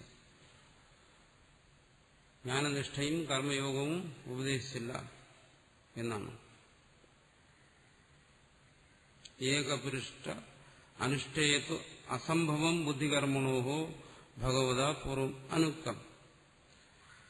ബുദ്ധികർമ്മണോഹോ, ഈ ജ്ഞാനവും കർമ്മവും, ഏകപുരുഷ അനുഷ്ഠേയത്വ അസംഭവം, ഒരു പുരുഷന് ഒരു കാലത്ത് അനുഷ്ഠിക്കുക അസാധ്യമാണ് എന്നുള്ള കാര്യം ഭഗവത പൂർവനുക്തം. ഭഗവാൻ അത് പറഞ്ഞില്ല എങ്കിൽ, എന്നുവെച്ചാൽ അത് ഭഗവാൻ പറഞ്ഞു കഴിഞ്ഞു, ഒരു മനുഷ്യനത് ഒരേ സമയം അനുഷ്ഠിക്കാൻ സാധ്യമല്ല എന്ന് പറഞ്ഞു. അത് പറഞ്ഞില്ല എങ്കിൽ കഥം അർജുന, എങ്ങനെയാണ് ഈ അർജുനൻ ചോദിക്കുന്നത്? എങ്ങനെ? അശ്രുതം ബുദ്ധേശ്ച കർമ്മണോ ജായസ്തു ഭഗവതി അധ്യാരോപയേത് മൃഷൈവ. താൻ കേൾക്കാത്ത ഒരു കാര്യം വ്യർത്ഥമായി എങ്ങനെ ഭഗവാൻ ആരോപിക്കും? അങ്ങനെ പറഞ്ഞില്ല എങ്കിൽ എന്നാണ്. വളച്ചു തിരിച്ച് പറയുകയാണ്. ഭഗവാൻ അങ്ങനെ പറഞ്ഞില്ല എന്നുണ്ടെങ്കിൽ ബുദ്ധേശ്ച കർമ്മണോ ജായസ്ത്വം അശ്രുതം, ജ്ഞാനം കർമ്മത്തെക്കാൾ ശ്രേഷ്ഠമാണെന്നുള്ളത് കേൾക്കാതെ ഭഗവതി, ഭഗവാനിൽ മൃഷായവ, തെറ്റായി അധ്യാരോപയിൽ എങ്ങനെ ആരോപിക്കും എന്നാണ്. അതായത് ഭഗവാൻ അർജുനനോട് പറഞ്ഞിട്ടേയില്ല ജ്ഞാനമാണ് ശ്രേഷ്ഠം എന്ന്. പറഞ്ഞിട്ടില്ലെങ്കിൽ ഭഗവാൻ അങ്ങനെ പറഞ്ഞതായി അർജുനൻ എങ്ങനെ ഭഗവാനിൽ ആരോപിക്കുമെന്നാണ്. എന്ന് പറഞ്ഞാൽ ഇവിടെ അർജുനൻ പറയുന്നുണ്ട് ഭഗവാൻ അങ്ങനെ പറഞ്ഞതായിട്ട്. എങ്ങനെ? ജായസീജ് കർമ്മണസ്തേ മതാബുദ്ധി. അതിന്റെ വാച്യാർത്ഥം തന്നെ അങ്ങനെയാണ്. എന്താണ്? കർമ്മത്തെക്കാൾ ശ്രേഷ്ഠമാണ്. ജ്യായസി, മെച്ചപ്പെട്ടതാണ്, ശ്രേഷ്ഠമാണ്, മുഖ്യമാണ്. എന്ത്? ജ്ഞാനം. ഇത് പറഞ്ഞതുകൊണ്ടാണ് ഭഗവാൻ അർജുനൻ ഇതിനെ എടുത്തു പറയുന്നതെന്നാണ് പറയുന്നതിന്റെ ചുരുക്കം. ജായസീജ് കർമ്മണസ്തേ മതാബുദ്ധി. പറഞ്ഞില്ല എങ്കിൽ അർജുനൻ ഇതൊരിക്കലും ഇങ്ങനെ പറയാൻ കഴിയുമായിരുന്നില്ല. അതുകൊണ്ട് കർമ്മത്തെക്കാൾ ശ്രേഷ്ഠമാണ് ജ്ഞാനം എന്ന് പറഞ്ഞിട്ട് അർജുനനോട് നീ കർമ്മം ചെയ്യൂ എന്ന് ഭഗവാൻ ആവശ്യപ്പെടുകയാണ് എന്നാണ്. കിഞ്ച മാത്രമല്ല, യതി ബുദ്ധികർമ്മണോഹോ സർവേഷാം സമുച്ചയുക്തസ്യ അർജുനസ്യ വിസ ഉക്ത ഏവേതി യച്ഛ്രേയ ഏതയോരേകം തന്മേ ബ്രൂഹി സുനിശ്ചിതം ഇതി കഥം ഉഭയോരുപദേശേ സതി അന്യതര വിഷയേവ പ്രശ്നഃ സ്യാത്. അത് മാത്രമല്ല, യതി ബുദ്ധികർമ്മണോഹോ സർവേഷാം സമുച്ചയുക്ത സ്യാത്, എല്ലാവർക്കും വേണ്ടി, എല്ലാ അധികാരികൾക്കും വേണ്ടി എന്നർത്ഥം. ബുദ്ധികർമ്മണോഹോ, ജ്ഞാനത്തിന്റെയും കർമ്മത്തിന്റെയും സമുച്ചയുക്ത സ്യാത്, ഭഗവാൻ സമുച്ചയമാണ് പറഞ്ഞിരുന്നത് എങ്കിൽ അർജുനസ്യാപി സ ഉക്ത ഏവേദി, അർജുനന് വേണ്ടിയും സ ഏവ ഉക്ത, അത് തന്നെയാണ് പറഞ്ഞത്. എന്ത് സമുച്ചയം? അർജുനനോടും പറഞ്ഞ എന്താണ്? തത്വജ്ഞാന നിഷ്ഠയും കർമ്മയോഗ അനുഷ്ഠാനവും ആയിരുന്നു പറയേണ്ടിയിരുന്നത്. അങ്ങനെ പറഞ്ഞിരുന്നുവെങ്കിൽ യശ്രേയ ഏതയോരേഹം, ഇവിടെ 5-ാം അധ്യായത്തിൽ അർജുനൻ വീണ്ടും ഭഗവാനോട് ചോദിക്കുകയാണ്, ഏതയോഹോ, ഈ രണ്ട് നിഷ്ഠകളിൽ, കർമ്മജ്ഞാന നിഷ്ഠകളിൽ യശ്രേയ, ഏതാണ് ശ്രേയസ്സായിട്ടുള്ളത്? തന്മേ ബ്രൂഹി സുനിശ്ചിതം, അതെന്നോടങ്ങ് നിശ്ചിതമായി പറയുക. ഞാൻ എന്താണ് ചെയ്യേണ്ടത് അതങ്ങ് എന്നോട് വ്യക്തമായി തന്നെ പറയണമെന്ന് അർജുനൻ ആവശ്യപ്പെടുകയാണ്. ഇവിടെ സമുച്ചയമാണ് ഉപദേശിച്ചിരുന്നുവെങ്കിൽ വീണ്ടും അർജുനൻ ഇങ്ങനെ വ്യക്തമായി പറയണം, രണ്ടിൽ ഒന്ന് ഏതാണ് ഞാൻ ചെയ്യേണ്ടത് എന്ന് ആവശ്യപ്പെടുമായിരുന്നില്ല എന്നാണ്. അപ്പോൾ അർജുനൻ ഇങ്ങനെ രണ്ടിൽ ഏതാണ് യശ്രേയ, എനിക്ക് ശ്രേയസ്കരമായിരിക്കുന്നത് എന്ന് വേർതിരിച്ച് ചോദിക്കുന്നതുകൊണ്ട് മനസ്സിലാക്കാം ഭഗവാൻ സമുച്ചയം ഉപദേശിച്ചിട്ടില്ല എന്ന്. ഇതി കഥം ഉഭയോഹോ ഉപദേശേ സതി അന്യതര വിഷയേവ പ്രശ്നസ്യ. ഉഭയോഹോ ഉപദേശിച്ചത്, രണ്ടും ഉപദേശിച്ചുവെങ്കിൽ, രണ്ടും നീ ചെയ്യൂ എന്ന് ഉപദേശിച്ചുവെങ്കിൽ അന്യതര വിഷയേവ പ്രശ്നസ്യ, എങ്ങനെ ഒന്നിനെക്കുറിച്ച് മാത്രം ചോദിക്കും? ഇതിലേതെങ്കിലും ഒന്ന് പറയൂ, അത് കർമ്മമാണോ ജ്ഞാനമാണോ ഏതോ ആയിക്കൊള്ളട്ടെ, ഒന്നിനെ സംബന്ധിച്ച് അർജുനൻ ചോദിക്കുന്നുള്ളൂ. ഏതയോഹോ ദിവചനത്തിൽ പ്രയോഗിച്ചിരിക്കുന്നു, രണ്ടിലൊന്ന്. ഈ രണ്ടെണ്ണത്തിൽ ഒന്ന് അന്യതര വിഷയം, രണ്ടിൽ ഒന്നിനെ സംബന്ധിച്ചാണ് ചോദിക്കുന്നത്. അപ്പോൾ ഈ ഉപദേശം കഴിഞ്ഞതിന് ശേഷവും അർജുനൻ രണ്ടിൽ ഒന്നിനെ കുറിച്ച് ചോദിക്കുന്നതുകൊണ്ട് ഭഗവാൻ രണ്ടും കൂടിയല്ല ഉപദേശിച്ചത്, രണ്ടിലേതോ ഒന്നാണ്. അത് ഏതാണെന്ന് അർജുനൻ വ്യക്തമായി ധരിക്കാൻ വേണ്ടി ചോദിക്കുകയാണ് എന്നർത്ഥം. ഒരു ഉദാഹരണത്തിലൂടെ അത് വ്യക്തമാക്കുന്നു.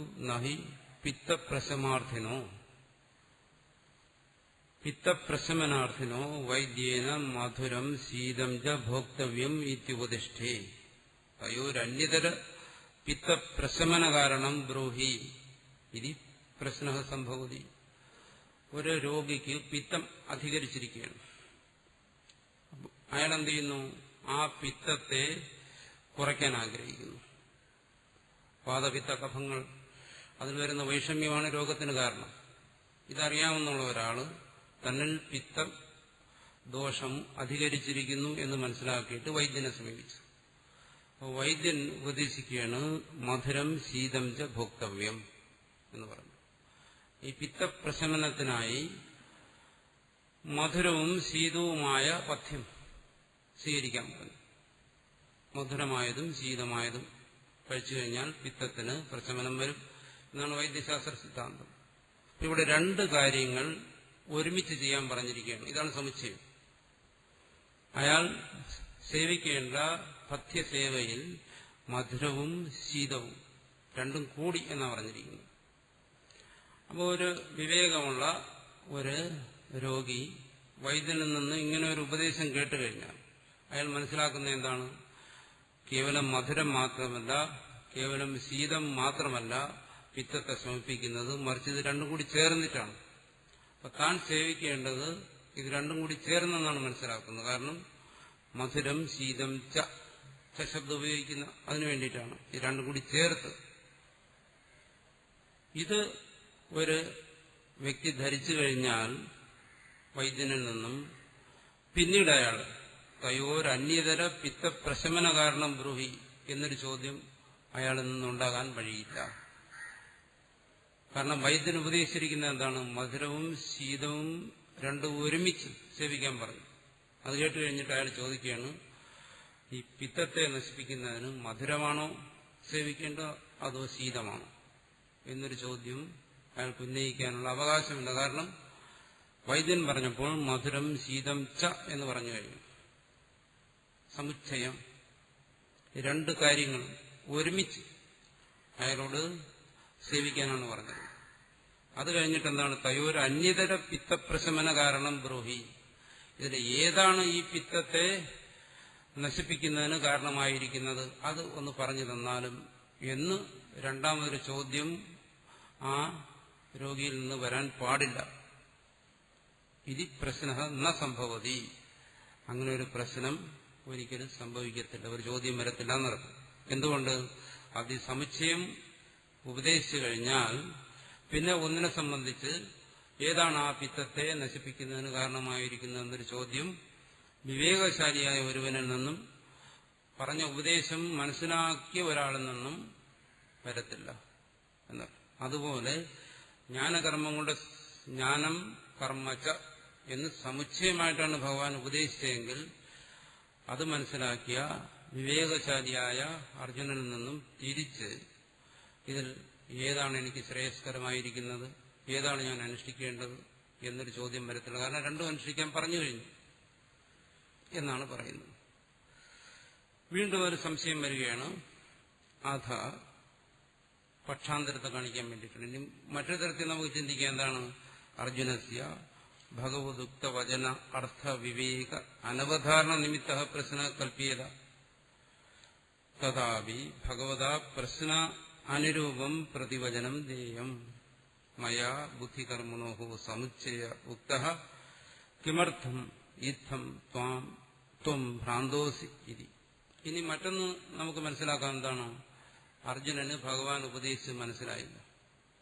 ഭഗവാൻ ജ്ഞാനനിഷ്ഠയും കർമ്മനിഷ്ഠയും വെവ്വേറെ അധികാരികൾക്ക് വേണ്ടി പ്രത്യേകിച്ച് ഉപദേശിച്ചെങ്കിലും അർജുനസ്യ ഭഗവത് ഉക്തവചന അർത്ഥ വിവേക അനവധാരണ നിമിത്ത പ്രശ്ന.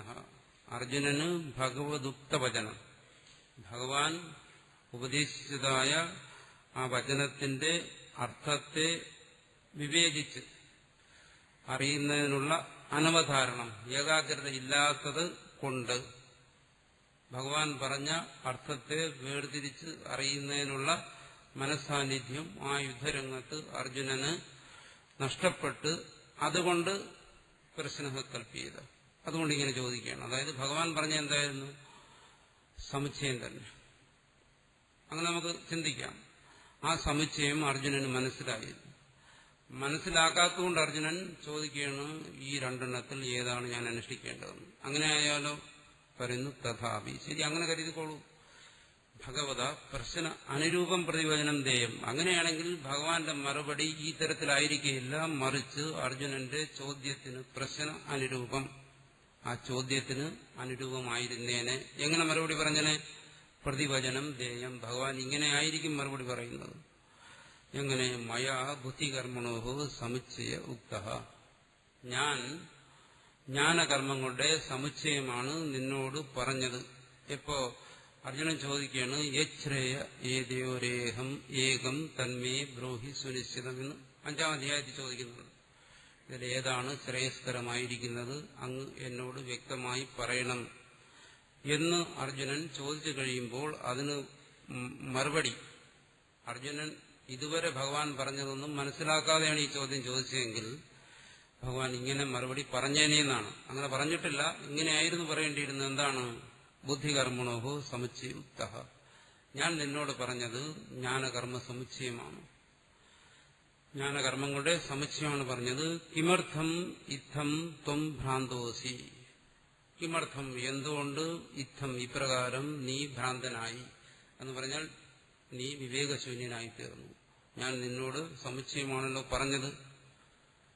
ഇതി ഇപ്രകാരമായിരുന്നതിനെ ഭഗവാൻ മറുപടി ഇവിടെ പറഞ്ഞത്. പക്ഷെ അങ്ങനെയൊന്നും ഭഗവാൻ പറഞ്ഞിട്ടില്ല. അർജുനനെ ഞാൻ പറഞ്ഞത് നീ ധരിച്ചിട്ടില്ല എന്നൊന്നും അല്ല പറഞ്ഞത്. എന്നത് പുനഃ പ്രതിവചനം അനുപന്നം പൃഷ്ഠാതന്യദേവ. പക്ഷേ ഇവിടെ പറയുന്ന മറുപടി ആയിരുന്നില്ല പറയേണ്ടിയിരുന്നത്. ഇവിടെ പ്രതിവചനം. ഭഗവാന്റെ മറുപടി എന്താണ്? അനനുരൂപം. അനുരൂപമായിട്ടല്ല, മറിച്ചെന്താണ്? പൃഷ്ഠാത് അന്യദേവ. ചോദിച്ചതിൽ നിന്നും മറ്റൊന്നായിട്ടെങ്ങനെ? ദേവനിഷ്ഠേ മയാ പുരാ പ്രോക്തേ ഇതി വക്തും നയുക്തം. ഇങ്ങനെ ഭഗവാൻ പറഞ്ഞത് ശരിയാകത്തില്ല. സമുച്ചയം എന്നല്ല പറഞ്ഞത്. അവിടെ ഭഗവാൻ എന്ത് ചെയ്തു?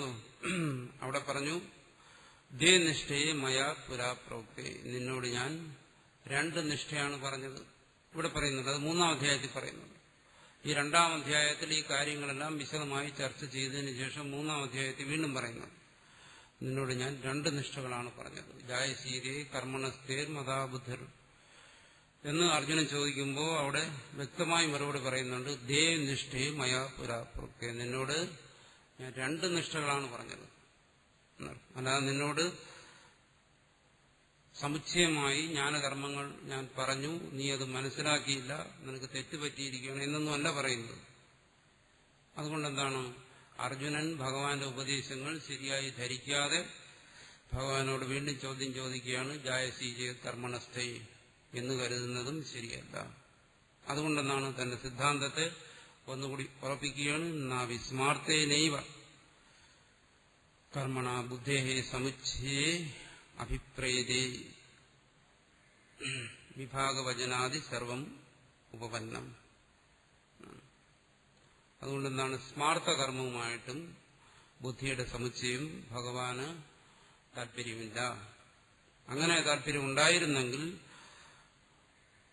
ഈ വിഭാഗവചനം ദേനിഷ്ഠേ മയാ പുരാ പ്രോക്തയെന്നും യശ്രേയ ഏതയോരേകം തന്മേ ബ്രൂഹി സുനിശ്ചിത എന്നും ഇതിന് രണ്ടും വേർതിരിച്ച് പറയുന്നു. ഇതൊന്നും ശരിയാകുമായിരുന്നില്ല എന്നാണ്. അതുകൊണ്ടെന്താണ്?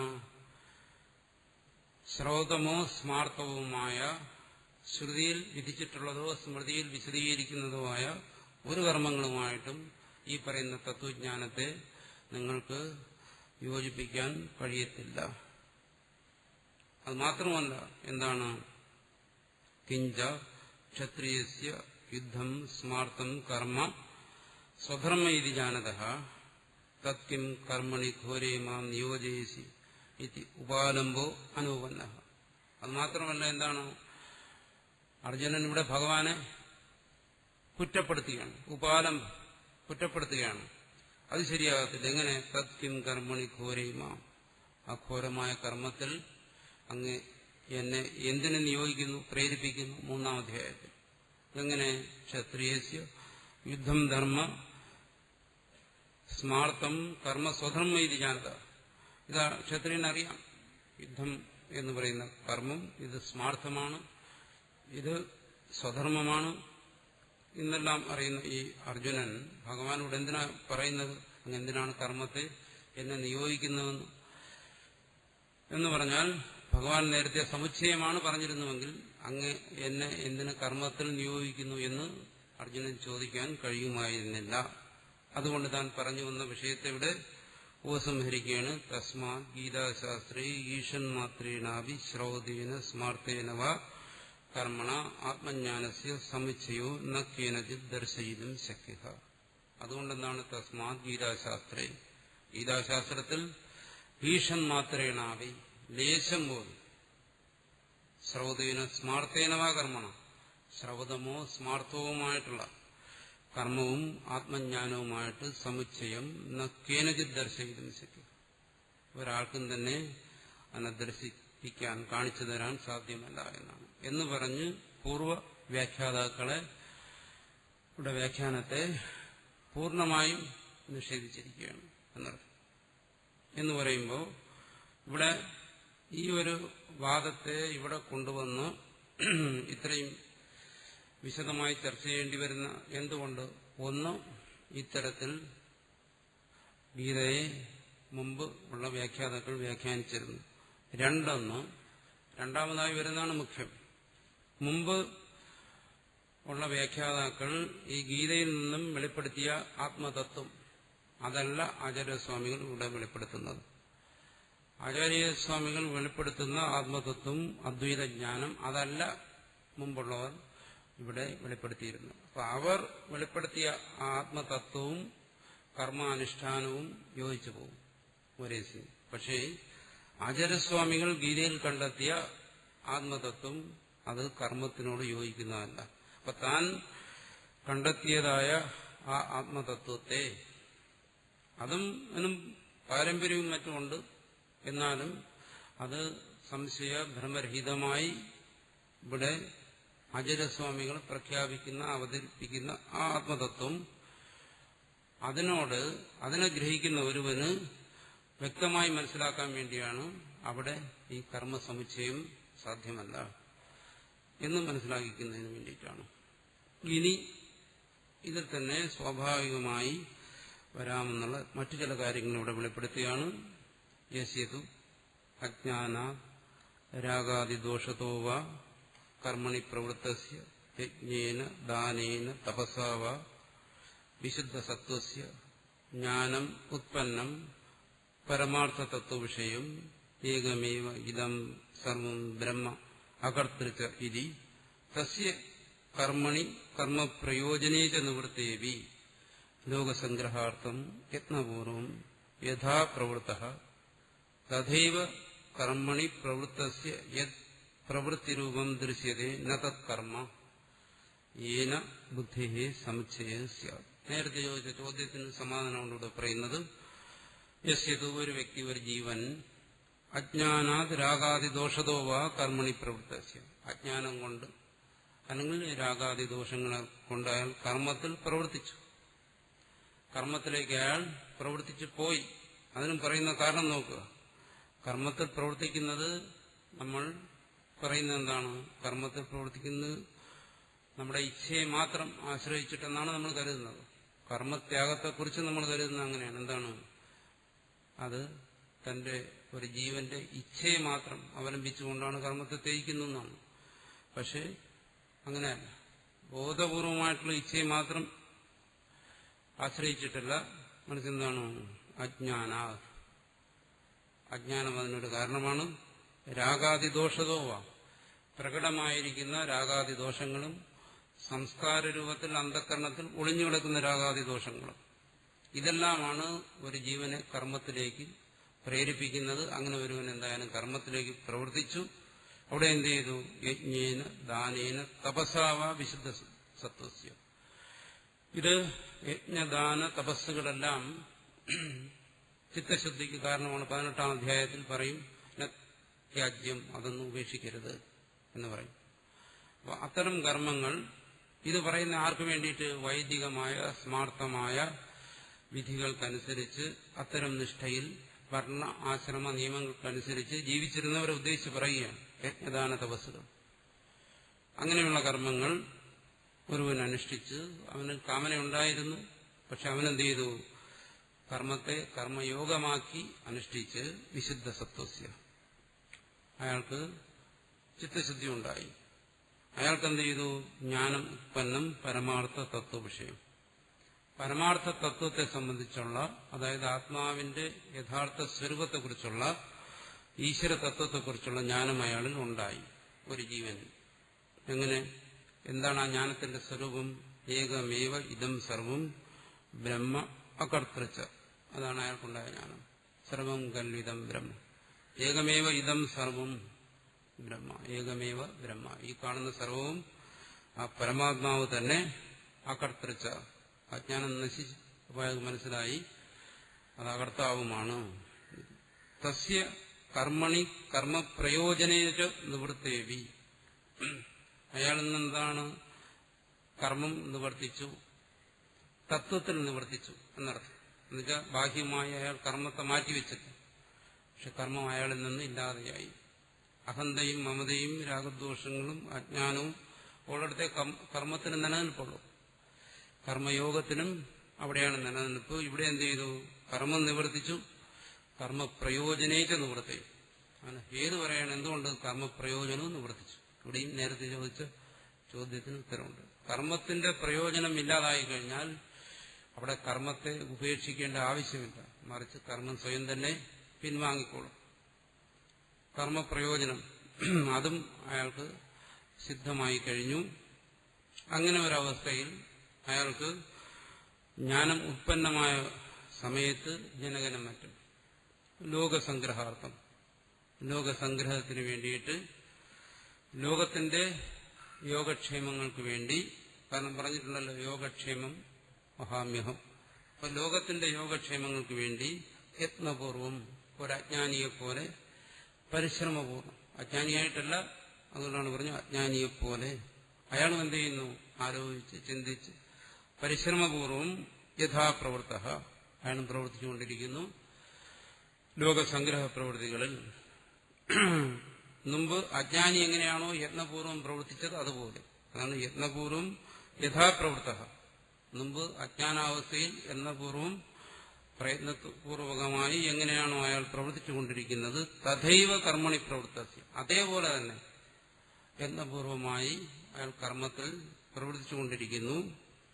അങ്ങനെയുള്ളവന്റെ യത് പ്രവൃത്തി രൂപം ദൃശ്യതേ, അയാളിൽ കാണുന്നത് പ്രവൃത്തിയല്ല, മറിച്ചോ പ്രവൃത്തി രൂപമാണ്. രൂപം എന്ന് പറഞ്ഞാൽ ഛായ, നിഴൽ. അയാൾ കാണുന്നത് എന്താണ്? അതുകൊണ്ടാണ് രൂപം എന്നുള്ള ശബ്ദം അവിടെ പ്രത്യേകം പ്രയോഗിച്ചിരിക്കുന്നത്. അയാൾ കാണുന്നത് പ്രവൃത്തിയല്ല, മറിച്ച് എന്താണ്? പ്രവൃത്തി രൂപമാണ്, പ്രവൃത്തി ഛായയാണ്. പിന്നെ പ്രവൃത്തി എന്ന് ഗണിക്കാൻ പാടില്ല. നത് കർമ്മ, അത് കർമ്മമല്ല. അവിടെയും ഞാനീം കർമ്മം ചെയ്യുന്നുണ്ടല്ലോ എന്ന് നമ്മൾ സാധാരണഗതിയിൽ ഒരു ചോദ്യം ചോദിക്കും. അതിന് സമാധാനം പറയണം, അത് കർമ്മമേ അല്ല എന്നർത്ഥം. കർമ്മം എന്ന് പറയണമെങ്കിൽ എന്ത് വേണം? അതും സാങ്കേതികമായി പ്രയോഗിച്ചിരിക്കുന്ന ശബ്ദമാണ്. അവിടെ അജ്ഞാനം വേണം, അഹന്ത വേണം, മമത വേണം, രാഗദ്വേഷങ്ങളെല്ലാം വേണം. എന്നാലേ അത് കർമ്മമാകത്തുള്ളൂ. കാമന വേണം. അത് കർമ്മമേ അല്ല. ഏന ബുദ്ധിയെ സമുച്ചയിച്ചാൽ, അതുകൊണ്ടെന്താണ് അവിടെ ജ്ഞാനവുമായിട്ട് സമുച്ചയം സംഭവിക്കുന്നില്ല എന്നർത്ഥം. അപ്പൊ ആത്മാവിന്റെ പരമാർത്ഥമായ ജ്ഞാനം ഉണ്ടാകാത്തതുകൊണ്ടാണ് ഒരു കൂട്ടർ ജ്ഞാനവും കർമ്മവും സമുച്ചയിക്കാം എന്ന് വാദിക്കുന്നത്. അങ്ങനെ വ്യാഖ്യാനിക്കുകയും വാശി പിടിച്ച് സമർത്ഥിക്കുകയും ചെയ്യുന്നു. പക്ഷേ തത്വജ്ഞാനിയുടെ കർമ്മം ആദ്യം അത് കർമ്മമാണെന്നുള്ള ധാരണ എന്ന് മാറ്റുക. അത് കർമ്മമല്ല, അത് കർമ്മത്തിന്റെ പട്ടികയിൽപ്പെടുന്നില്ല. പിന്നെന്താണത്? അത് കർമ്മഛായയാണ്. അതായത് അജ്ഞാനിയായ ഒരുവന്റെ ദൃഷ്ടിയിൽ അവൻ കർമ്മമായിട്ട് ധരിക്കുന്നു, അല്ലെങ്കിൽ അവന് അത് കർമ്മം പോലെ തോന്നുന്നു. വാസ്തവത്തിൽ അത് കർമ്മമല്ല. അതുകൊണ്ട് അത്തരം പ്രവൃത്തികളെ ആ ജ്ഞാനിയുടെ ജ്ഞാനവുമായിട്ട് ചേർത്തിട്ട് ആ ജ്ഞാനിയിലും അവിടെ കർമ്മ ജ്ഞാന സമുച്ചയം സംഭവിച്ചിരിക്കുന്നുവല്ലോ എന്ന് ശങ്കിക്കാൻ പാടില്ല. ഏന ബുദ്ധിയെ സമുച്ചയ, കർമ്മമല്ല, കർമ്മമായിരുന്നെങ്കിൽ ശരി, നിങ്ങൾക്ക് അതിനെ ബുദ്ധിയുമായി ജ്ഞാനവുമായി സമുച്ചയിക്കാമായിരുന്നു എന്നാണ്. അതുകൊണ്ട് ഇവിടെ നമ്മൾ പ്രത്യേകമായി മനസ്സിലാക്കേണ്ട ഒരു കാര്യം, ജ്ഞാനിയെ സംബന്ധിച്ച്, ജ്ഞാനിയുടെ കർമ്മത്തെ സംബന്ധിച്ച് നമുക്ക് യാതൊരു ചോദ്യവും ചോദിക്കാൻ വാസ്തവത്തിൽ അവകാശമില്ല. കാരണം അത് കർമ്മമേ അല്ല. അതുകൊണ്ട് തന്നെ കർമ്മത്തെ സംബന്ധിക്കുന്ന യാതൊരു ചോദ്യങ്ങൾക്കും ഇവിടെ പ്രസക്തിയില്ല. യഥാ, ഒന്നുകൂടി വിശദീകരിക്കുന്നു, ഭഗവതോ വാസുദേവസ്യ ക്ഷാത്രധർമ്മചേഷ്ടിതം ജ്ഞാനേന സമുച്ചീയതേ പുരുഷാർത്ഥ സിദ്ധയേ തദ്വത് തദ്ഫല അഭിസന്ധി അഹങ്കാരഭാവസ്യ തുല്യത്വാദ് വിദുഷഃ. യഥാ ഭഗവതോ വാസുദേവസ്യ, സാധാരണ ജ്ഞാനികളിൽ നിന്നും ഭഗവാനെ വേർതിരിച്ച് കാണിക്കണം. എന്തുകൊണ്ട്? അവതാരമായതുകൊണ്ട്. വാസുദേവൻ അവതരിച്ചാണെന്ന് പറഞ്ഞു. അപ്പോ ആ അവതാര പുരുഷനായ വാസുദേവന്റെ ക്ഷാത്രധർമ്മചേഷ്ടിതം, ക്ഷാത്രധർമ്മം കൊണ്ട്, ക്ഷാത്രധർമ്മം രജോ ഗുണം, അതുകൊണ്ട് പ്രേരിതമായ കർമ്മങ്ങൾ.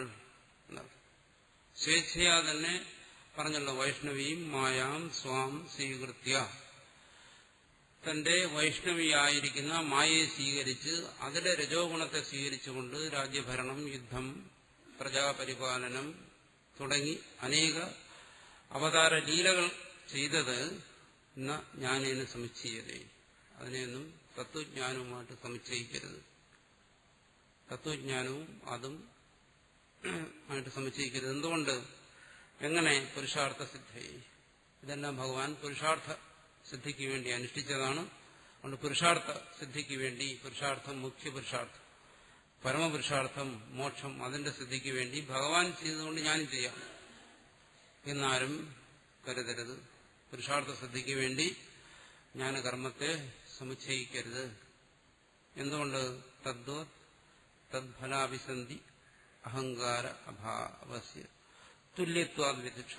അത് നമ്മൾ എങ്ങനെയാണോ പുരുഷാർത്ഥ സിദ്ധിക്ക് വേണ്ടി അവിടെ ഭഗവാന്റെ പ്രവൃത്തികളെ കർമ്മവുമായി സമുച്ചയിക്കാതിരിക്കുന്നത്, അതുപോലെ തദ്ഫലാഭിസന്ധി സാധാരണ കർമ്മങ്ങളിൽ കാണുവരുന്ന ഫലയിച്ഛ, അഹങ്കാരം, അഭാവസ്യ അതൊന്നും അവിടെയില്ല, ഭഗവാനിലില്ല. തുല്യത്വാദ് വിദുഷ. ഇത് തന്നെയാണ് വിദ്വാനിലും ജ്ഞാനിയിലും സംഭവിക്കുന്നത്. അതുകൊണ്ട് ജ്ഞാനി എന്ത് ചെയ്യുന്നു? ജ്ഞാനിയുടെ പ്രപഞ്ച വ്യവഹാരം ഇവിടെ പറയുന്നത് എങ്ങനെയുള്ള ജ്ഞാനി? ആത്മാവിനെ കുറിച്ച് എന്തെങ്കിലും ഒരു ധാരണ, ഒരു ഏകദേശ ധാരണ കിട്ടിയാലും നമുക്ക് അവരെ പറയാം അവർ ആത്മജ്ഞാനികളാണ് എന്ന് പറയാം. പക്ഷെ ഇവിടെ അതല്ല ഉദ്ദേശിക്കുന്നത്. ഇവിടെ ഉദ്ദേശിക്കുന്നത് തത്വവിത്ത്, തത്വജ്ഞാനി, ആത്മാവിന്റെ യഥാർത്ഥ സ്വരൂപത്തെ ധരിച്ചിരിക്കുന്നവൻ.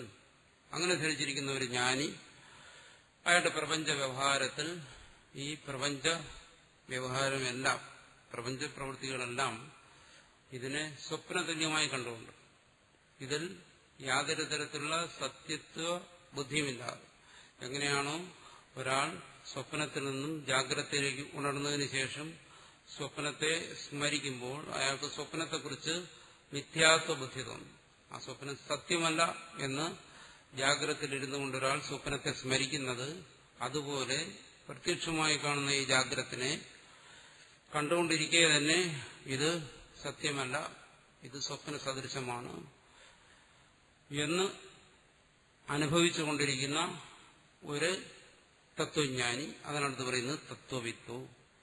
അങ്ങനെയുള്ള ഒരു തത്വജ്ഞാനി, തത്വവിത്ത്, നാഹം കരോമി ഇതി മന്യതേ. അയാളുടെ അനുഭവത്തിൽ എന്താണ്? നാഹം കരോമി, എന്നിൽ പ്രവൃത്തിയില്ല, അല്ലെങ്കിൽ ഞാൻ പ്രവൃത്തി ചെയ്യുന്നില്ല. പിന്നെ പ്രവൃത്തിയെല്ലാം എവിടെ നടക്കുന്നു? ശരീര ഇന്ദ്രിയ മനോരൂപ സംഘാതത്തിൽ പ്രവൃത്തി നടക്കുന്നു. അതും എങ്ങനെ? മിഷ, മിഥ്യയായി, സ്വപ്നതുല്യമായി ഈ പ്രവൃത്തികൾ അവിടെ നടക്കുകയാണ്. അല്ലാതെ അവിടെ അഹം, താൻ എന്താണ്? പരമാർത്ഥ വസ്തുവാണ്, പരമപരിശുദ്ധമായ ആത്മവസ്തുവാണ് എന്നുള്ള അനുഭവത്തിൽ നിന്നുകൊണ്ട് സ്വപ്ന സദൃശമായ ഈ ചേഷ്ടകളെ അതിനെ കർമ്മമായി സ്വയം കാണുന്നില്ല. അതുകൊണ്ട് തന്നെ എന്താണ്? നച തദ്ഫലം അഭിസന്ധത്തെ, ആ ഫലത്തിലേക്ക് തന്റെ മനസ്സിനെ ഉറപ്പിക്കുന്നില്ല, ആ ഫലത്തിലേക്ക് സ്വയം തന്നെ ബന്ധിപ്പിക്കുന്നില്ല, അല്ലെങ്കിൽ ആ ഫലത്തിനോട് ആ തത്വജ്ഞാനിയുടെ മനസ്സിൽ ആഗ്രഹം അല്ലെങ്കിൽ ആസക്തി അവിടെ ഉണ്ടാകുന്നില്ല. ആ പ്രവൃത്തി തത്വജ്ഞാനിയെ ഒരിക്കലും ഫലവുമായി ബന്ധിപ്പിക്കുന്നില്ല. അതുകൊണ്ട് ഫലവുമായി ബന്ധമില്ലാത്ത ആ കർമ്മത്തെ അതിനെ കർമ്മമായി ഗണിക്കാൻ കരുതാൻ പാടില്ല. അത് കർമ്മത്തിന്റെ ഛായയാണ്. കർമ്മം പോലെ അജ്ഞാനി ജ്ഞാനിയിൽ ആരോപിക്കുന്നതാണ് എന്നർത്ഥം. ജ്ഞാനി മനസ്സിലാക്കുന്ന എന്താണ്? ഇത് ഈ കർമ്മവും ഇതിന്റെ ഫലവും മറ്റുമെന്താണ്? പരമാത്മാവിൽ വെറുതെ ആരോപിക്കുന്നതാണ്, പരമാർത്ഥത്തിൽ നിലനിൽക്കുന്നതല്ല എന്ന് കരുതുന്നു. അതുകൊണ്ട് തത്വജ്ഞാനി അതിനെ കർമ്മമായി ഗണിക്കുന്നില്ല. അജ്ഞാനിയാണെങ്കിലോ അത് തത്വജ്ഞാനിയിലെ കർമ്മമായി തത്വജ്ഞാനി ആരോപിക്കുന്നു. എങ്ങനെ? തന്നിൽ കർമ്മത്തെ ആരോപിക്കുന്നു പോലെ.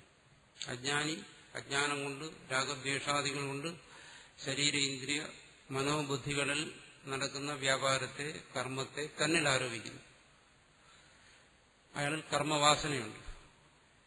അതുതന്നെ അയാൾ ജ്ഞാനിയിലും ചെയ്യുന്നു. തന്നിൽ എന്താണോ, എങ്ങനെയാണോ കർമ്മത്തെ ആരോപിക്കുന്നത്, ആ വാസനയുള്ളതുകൊണ്ട് അജ്ഞാനി ജ്ഞാനിയിലും കർമ്മത്തെ ആരോപിക്കുന്നു. എന്നിട്ട് ജ്ഞാനിയും പ്രവർത്തിക്കുന്നു.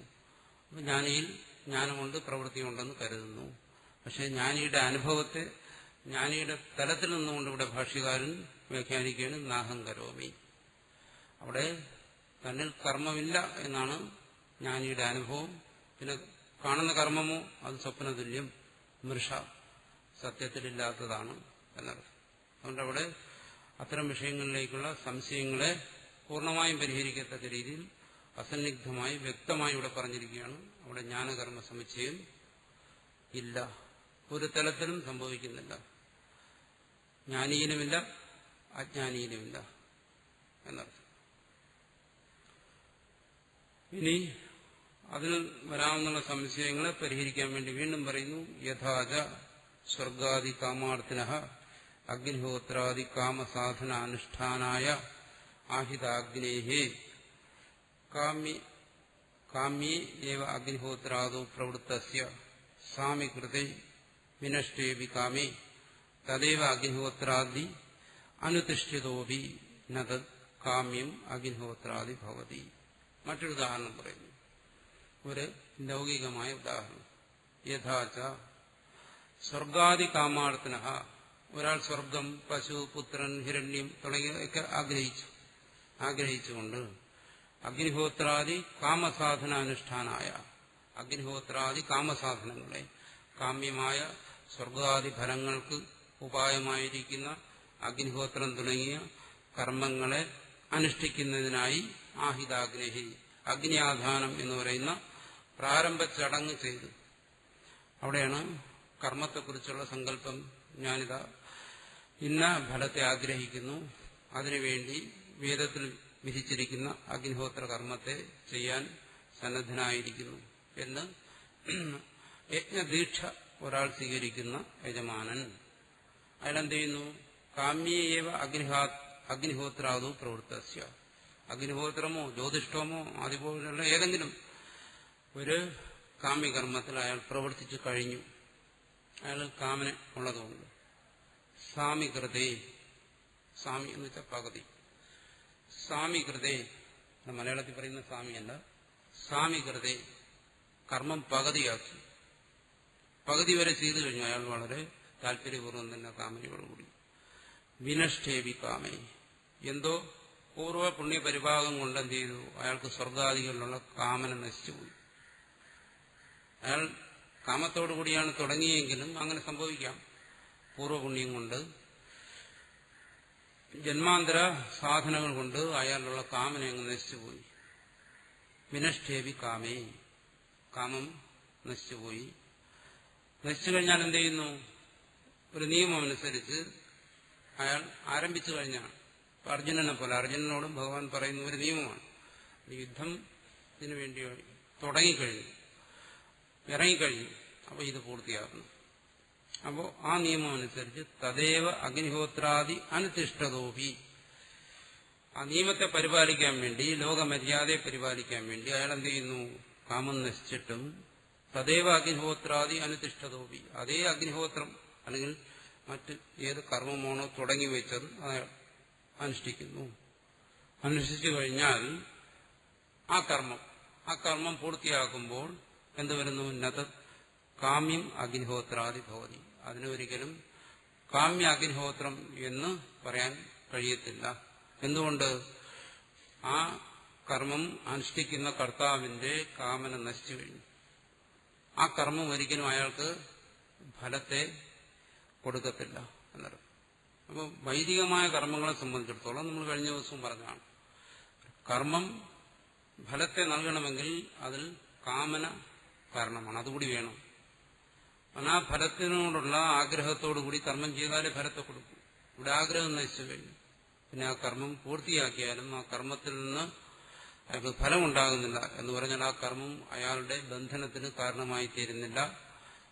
അതിന്റെ ഫലത്തെ അനുഭവിക്കുന്നതിന് വേണ്ടി വീണ്ടും അയാൾക്ക് ജനിക്കേണ്ടി വരുന്നില്ല. കാമം വിനഷ്ടമായി, ചിത്തശുദ്ധി ഉണ്ടായി, ജ്ഞാന സാധന, ജ്ഞാന ഉത്പത്തി, മോക്ഷം അങ്ങനെ അയാൾക്ക് സംഭവിക്കാവുന്നതാണ്. തഥാച ദർശയതി ഭഗവാൻ കുർവൻ അപി ന ലിപ്യതേ പറയും. ഭഗവാൻ തന്നെ ഇക്കാര്യം പറയുന്നുണ്ട്.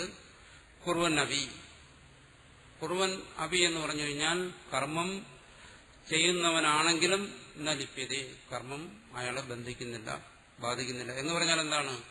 രണ്ട് കാര്യത്തെ സൂചിപ്പിക്കണം. ഒന്ന് അജ്ഞാനാവസ്ഥ, അതാണ് കുർവൻ അപി. അജ്ഞാനം കൊണ്ട് രാഗാദികളാൽ പ്രേരിതനായി ഒരുവൻ കർമ്മത്തിലേക്ക് ഇറങ്ങി അതിൽ പ്രവർത്തിച്ചുകൊണ്ടിരിക്കെ അയാൾക്ക് മനസ്സിലായി, അയാൾ അഹങ്കാരം ത്യജിച്ച് ഈശ്വരാർപ്പണമായി ആ കർമ്മം ചെയ്ത്, കാരണം ഇത് ക്രമമായി സംഭവിക്കണമല്ലോ. അജ്ഞാനി കർമ്മത്തിൽ ഇറങ്ങി പ്രവർത്തിച്ച് കർമ്മയോഗമാക്കി അയാളിൽ ബോധമുണ്ടാവണം, ചിത്തശുദ്ധി ഉണ്ടായി ജ്ഞാനം ഉണ്ടാകണം. അങ്ങനെ വരുന്ന ഒരുവനിൽ ലിപ്യത, അയാളിൽ ആത്മബോധം, ചിത്തശുദ്ധിക്കനുസരിച്ച് ആത്മബോധം വരുമ്പോൾ ലിപ്യത, പിന്നെ ആ കർമ്മം അയാളെ ബന്ധിക്കുന്നില്ല. എന്തുകൊണ്ട്? അയാളുടെ കാമനകൾ നഷ്ടമായി. അതാണ് കർമ്മയോഗിയിൽ സംഭവിക്കുന്നത്. കർമ്മയോഗി കർമ്മത്തിലേക്ക് ഇറങ്ങുന്നത് കാമനയും അജ്ഞാനവും രാഗാദികളും കൊണ്ടാണെങ്കിലും കർമ്മത്തിൽ നിന്ന് അയാൾ പിന്മാറുന്നത് എങ്ങനെ? ആത്മബോധം കൊണ്ടാണ്. അതാണ് ഇവിടെ പറയുന്നത്. ന കരോതി ന ലിപ്യതി. ആ അവസ്ഥയിൽ അയാളുടെ അനുഭവം എന്താണ്? ഇതെല്ലാം ഗീതയിൽ തന്നെ പറഞ്ഞിട്ടുണ്ട്. ന കരോതി ന ലിപ്യതി. അയാൾ കർമ്മം ചെയ്യുന്നില്ല എന്ന് പറഞ്ഞാൽ അയാൾ വാസ്തവത്തിലുള്ള കർമ്മമില്ല. ന ലിപ്യതി, കർമ്മബന്ധനവുമില്ല. കർമ്മം അയാളിൽ സാഹങ്കാരം, അഹങ്കാരത്തോടു കൂടി നടക്കുന്നില്ല. കർമ്മഫലം അയാളുടെ ജന്മത്തിന് കാരണമായി തീരുന്നില്ല. ഇത് തത്ര ഇത് ഓരോ ഭാഗങ്ങളിലും ആവർത്തിച്ച് ഭഗവാൻ തന്നെ പറയും. ഇനി മറിച്ചെന്ന് പറയുന്നതോ യച്ച പൂർവൈഹി പൂർവതരം കൃതം കർമ്മണൈവ ഹി സംസിദ്ധിം ആസ്ഥിത ജനകാദഹേതി. അങ്ങനെ പറയുന്നുണ്ടല്ലോ. പൂർവൈഹി പൂർവതരം കൃതം 4-ാം അധ്യായത്തിൽ പറയുന്നുണ്ട്. പണ്ടുള്ളവർ എങ്ങനെയാണോ കർമ്മം ചെയ്തത് അതുപോലെ നീയും ചെയ്യണം. അത് ഉറപ്പിക്കാൻ വേണ്ടി അവിടെ തന്നെ പറഞ്ഞു. എന്താണ്? 3-ാം അധ്യായത്തിൽ പറഞ്ഞു കർമ്മണൈവ ഹി സംസിദ്ധിം ആസ്ഥിത ജനകാദയ. ജനകനും മറ്റും ആ കർമ്മം കൊണ്ട് തന്നെയാണ് സംസിദ്ധിയെ പ്രാപിച്ചത് എന്ന് പറഞ്ഞു. ഈ സംസിദ്ധി എന്ന് പറയുന്നത് 2 തരത്തിൽ വ്യാഖ്യാനിക്കാമെന്ന് അടുത്ത ഭാഷ്യകാരൻ പറയുന്നു. അപ്പോ കർമ്മം കൊണ്ട് തന്നെ എന്ന് പറയുമ്പോൾ അതിന്റെ അർത്ഥം എന്താണ്? അജ്ഞാനത്തോടുകൂടി സാഹങ്കാരത്തോടുകൂടി ഒരുവൻ രാഗദ്വേഷാദികളോടുകൂടി കർമ്മം ചെയ്തു ആ കർമ്മം കൊണ്ട് തന്നെ മോക്ഷത്തെ പ്രാപിച്ചു എന്നാണോ? അങ്ങനെയല്ല. തത്വ വിഭജ്യ വിജ്ഞേയം. ഇതിനെ വന്ന് വേർതിരിച്ച് മനസ്സിലാക്കേണ്ടതുണ്ട്. ഇവിടെ പറഞ്ഞ കാര്യത്തെ ഇത് 2 തരത്തിൽ മനസ്സിലാക്കാം. തത്കഥം അതെങ്ങനെയാണ്? ആ 2 തരത്തിൽ മനസ്സിലാക്കേണ്ടത് യതി താവ് പൂർവേ ജനകാദയ തത്വവിദോപി പ്രവൃത്ത കർമാണസ്യോ തേ ലോകസംഗ്രഹാർത്ഥം ഗുണാഗുണേഷു വർത്തന്തെ ഇതി ജ്ഞാനേനൈവ സംസിദ്ധിം ആസ്ഥിതാഃ. കർമ്മ സന്യാസേ പ്രാപ്തേവി കർമ്മണാ സഹൈവ സംസിദ്ധിം ആസ്ഥിതാഃ ന കർമ്മസന്യാസം കൃതവന്തഃ ഇത്യർത്ഥഃ. ഇതി താവത് പൂർവേ ജനകാദയ തത്വവിദോ അപി പ്രവൃത്ത കർമാണഃ സ്യുഃ. ജനകാദികൾ എന്താണ്? നമ്മൾ കാണുന്ന സന്ദർഭത്തിൽ, അതായത് ജനകൻ രാജ്യഭാരം പോലെയുള്ള അതിഭാരമുള്ള പ്രവൃത്തികൾ അനുഷ്ഠിച്ചുകൊണ്ടിരിക്കുന്ന ആ സന്ദർഭത്തിൽ തത്വവിദോപി തത്വജ്ഞാനികളാണ് എന്ന് കരുതുക. അങ്ങനെ തന്നെ കരുതാം. പക്ഷേ പ്രവൃത്ത കർമാണ, കർമ്മത്തിൽ പ്രവർത്തിക്കുന്നു എന്ന് വെച്ചാൽ കർമ്മത്തിൽ പ്രവർത്തിക്കുന്നതായി അജ്ഞാനികൾ കാണുന്നു. അങ്ങനെ കാണുമ്പോൾ അവരെന്ത് ചെയ്യുന്നു? തേ ലോകസംഗ്രഹാർത്ഥം, ലോകസംഗ്രഹത്തിന് വേണ്ടി രാജ്യ പരിപാലനം തുടങ്ങിയ കർമ്മങ്ങൾ ലോകത്തിന്റെ യോഗക്ഷേമത്തിനു വേണ്ടി ഗുണേഷു വർത്തന്തെ ഇതി ജ്ഞാനേനൈവ ഇന്ദ്രിയാർത്ഥേഷു വർത്തന്തെ. അതാണ് ഗുണേഷു വർത്തന്തെ. ഇന്ദ്രിയങ്ങൾ വിഷയങ്ങളിൽ പ്രവർത്തിക്കുന്നു. ആത്മാവ് അസംഗമാണ്. ഈ പ്രവൃത്തികളെല്ലാം എന്താണ്? ഈ കരണസംഘാതത്തിലാണ്. ഇത് ജ്ഞാനേനൈവ എന്നുള്ള ജ്ഞാനം കൊണ്ട് സംസിദ്ധിം മോക്ഷത്തെ അസ്ഥിതാഹ, ആ തത്വജ്ഞാനം കൊണ്ടവർ മോക്ഷത്തെ പ്രാപിച്ചു. കർമ്മസന്യാസേ പ്രാപ്തേവി, അവരെ സംബന്ധിച്ചിടത്തോളം എന്താണ്? ആ കർമ്മങ്ങളെ ബാഹ്യമായി, രാജ്യപാലനം തുടങ്ങിയ കർമ്മങ്ങളെ ബാഹ്യമായി ഉപേക്ഷിക്കേണ്ട സന്ദർഭം വന്നെങ്കിലും കർമ്മണാ സഹ ഏവ സംസിദ്ധിം ആസ്ഥിത. അവരുടെ പ്രാരബ്ധം എന്ന് പറയുന്നത് എന്തിനായിരുന്നു? ആ കർമ്മത്തോടുകൂടി തന്നെ ശരീരത്യാഗം ചെയ്യാനായിരുന്നു. അവർ ആ കർമ്മത്തോടുകൂടി ജീവിതാന്ത്യം വരെ ആ കർമ്മം തന്നെ അനുഷ്ഠിച്ച് സംസിദ്ധി മോക്ഷത്തെ അവർ പ്രാപിച്ചു. കർമ്മസന്യാസം കൃതവന്തഃ, അവർ ബാഹ്യമായിട്ട് കർമ്മത്തെ ത്യജിച്ചില്ല. അതുകൊണ്ട് അവരുടെ ജ്ഞാനനിഷ്ഠയ്ക്ക് യാതൊരു കുറവും ന്യൂനതയും വരുന്നില്ല. അപ്പൊ കർമ്മ അങ്ങനെ തത്വജ്ഞാനത്തോടുകൂടി കർമ്മത്തെ ബാഹ്യമായി ത്യജിക്കാതെ കർമ്മം ചെയ്യുന്നത് കർമ്മയോഗമല്ല. അത് ജ്ഞാനിയുടെ ആത്മനിഷ്ഠയാണ്. അവിടെ പരമാർത്ഥത്തിൽ കർമ്മത്യാഗം സംഭവിച്ചു കഴിഞ്ഞിരിക്കുന്നു. എങ്ങനെ? അഹന്ത മമതാദികൾ എല്ലാം സകാരണം അജ്ഞാനത്തോടുകൂടി ജ്ഞാനിയിൽ നിന്നും അപ്രത്യക്ഷമായി. അതുകൊണ്ട് അവിടെ പരമാർത്ഥത്തിൽ കർമ്മസന്യാസം സംഭവിച്ചെങ്കിലും ബാഹ്യമായി കർമ്മത്തെ ത്യജിക്കുന്നില്ല, അവർ പ്രവർത്തിക്കുന്നു. എന്താണ് അതിന് കാരണം? എന്നാണ് പ്രാരബ്ധം എന്ന് പറയുന്നത്. ജ്ഞാനിയാണെങ്കിൽ പ്രാരബ്ധം കൊണ്ടത് പ്രവർത്തിച്ചുകൊണ്ടിരിക്കുന്നു. ഇനി മറ്റൊന്ന് പറയുകയാണ്. എന്താണോ? അതായത് ഇവിടെ ഈ സംസിദ്ധിം എന്ന് പറയുന്ന ശബ്ദത്തിന് രണ്ടർത്ഥം വരാം. ഒന്നുകിൽ മോക്ഷം, അല്ലെങ്കിൽ ചിത്തശുദ്ധി. ആ ചിത്തശുദ്ധി എന്നുള്ള അർത്ഥത്തെ എടുക്കുകയാണെങ്കിലോ അതന്നെ അധത്തെ തത്വവിധ, അവരിനി തത്വജ്ഞാനികളല്ല എന്ന് പറയുകയാണെങ്കിലോ അങ്ങനെ ഒരു കൂട്ടർ പറയുകയാണെങ്കിൽ ഈശ്വര സമർപ്പിതേന കർമ്മണ സാധനഭൂതേന സംസിദ്ധിം സത്വശുദ്ധിം ജ്ഞാനോത്പത്തി ലക്ഷണാം വാ സംസിദ്ധിം ആസ്ഥിതാഹ ജനകാദയ ഇതി വ്യാഖ്യേയം. അല്ലെങ്കിൽ ഇങ്ങനെ നമുക്ക് വ്യാഖ്യാനിക്കാം. ഈശ്വര സമർപ്പിതേന കർമ്മണ, ഈശ്വര സമർപ്പിതമായ കർമ്മം എന്ന് പറയുമ്പോൾ കർമ്മയോഗം. അജ്ഞാനം കൊണ്ട് കർമ്മത്തിലേക്ക് അവർ പ്രവേശിച്ചെങ്കിലും ആ കർമ്മത്തെ ഈശ്വരന് സമർപ്പിച്ച് അതെന്താണ്? സാധനഭൂതേന. അവിടെ കർമ്മം സാധനമാണ്. എന്തിന്? ചിത്തശുദ്ധിക്ക്. എന്നുവെച്ചാൽ കർമ്മയോഗമായി കർമ്മം അനുഷ്ഠിച്ച് സംസിദ്ധിം സത്വശുദ്ധിം, സത്വശുദ്ധിയെ, ചിത്തശുദ്ധിയെ. ആ ചിത്തശുദ്ധിയുടെ അടയാളം എന്താണ്? ചിത്തശുദ്ധിയിൽ പ്രധാനമായി രണ്ട് കാര്യങ്ങളാണ് സംഭവിക്കുന്നത്. നേരത്തെ പറഞ്ഞു കഴിഞ്ഞു. ഒന്നവിടെ അഹന്ത മമത രാഗദ്വേഷാദി മാലിന്യങ്ങളെല്ലാം അവസാനിക്കുന്നു. മറ്റൊന്നെന്താണ്? ജ്ഞാനോത്പത്തി ലക്ഷണം, ജ്ഞാനോത്പത്തി സംഭവിക്കുന്നു. നമ്മൾ സാധാരണഗതിയിൽ കർമ്മയോഗാനുഷ്ഠാനം, ചിത്തശുദ്ധി, ജ്ഞാനപ്രാപ്തി, ഇങ്ങനെയെല്ലാം നമ്മൾ ഇതിനെ വേർതിരിച്ച് പറയുമെങ്കിലും അവിടെ പ്രത്യേകമായി ഒന്ന് മനസ്സിലാക്കേണ്ടത് എന്തെന്ന് വെച്ചു കഴിഞ്ഞാൽ, ഈ ചിത്തശുദ്ധി വന്നു കഴിഞ്ഞതിന് ശേഷം പിന്നീട് ജ്ഞാന ഉത്പത്തിക്ക് വേണ്ടി കാത്തിരിക്കേണ്ട ആവശ്യമില്ല. എപ്പോഴാണോ ചിത്തശുദ്ധി അതിന്റെ പൂർണ്ണതയിൽ എത്തുന്നത്, അതിന്റെ ലക്ഷണമായി, അതിന്റെ സ്വരൂപമായി ജ്ഞാനോത്പത്തിയും അവിടെ സംഭവിച്ചിരിക്കും. ഏകകാലത്തിൽ സംഭവിച്ചിരിക്കുന്നു എന്നറിയാം. അപ്പോൾ ആ ജ്ഞാനോത്പത്തി രൂപത്തിലുള്ള ചിത്തശുദ്ധി, അതിനെ സംസിദ്ധി എന്ന് പറയുന്നു. ആ സംസിദ്ധിയെ ആസ്ഥിതാഹ ജനകാദയ, അവർ പ്രാപിച്ചിരിക്കുന്നു എന്നും മനസ്സിലാക്കാം. ഒന്നുകിൽ കർമ്മയോഗത്തിലൂടെ അവർ ജ്ഞാന ഉത്പത്തി രൂപത്തിലുള്ള ആ ചിത്തശുദ്ധിയെ പ്രാപിച്ചു, അല്ലെങ്കിൽ അവർ ജ്ഞാനപ്രാപ്തിക്ക് ശേഷം ആ കർമ്മത്തെ, കർമ്മഛായ രൂപത്തിലുള്ള കർമ്മത്തെ അവർ അനുഷ്ഠിച്ചുകൊണ്ടിരുന്നു എന്നർത്ഥം. അപ്പൊ ഏത് തരത്തിൽ വ്യാഖ്യാനിച്ചാലും ഇവിടെ ദോഷം വരുന്നില്ല.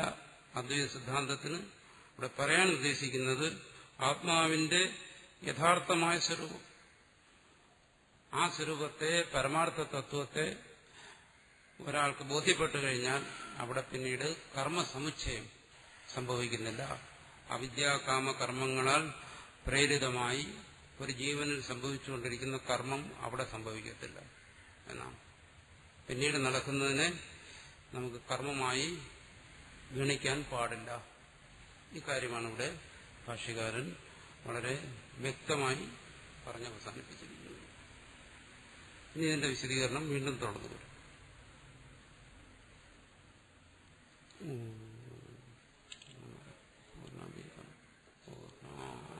പൂർണ്ണമുദച്ഛ്യതേ പൂർണ്ണമാദായ പൂർണ്ണമേവാവശിഷ്യതേ. ഓം ശാന്തി ശാന്തി ശാന്തി. ഓം ശ്രീ ഗുരുഭ്യോ നമഃ. ഹരി ഓം.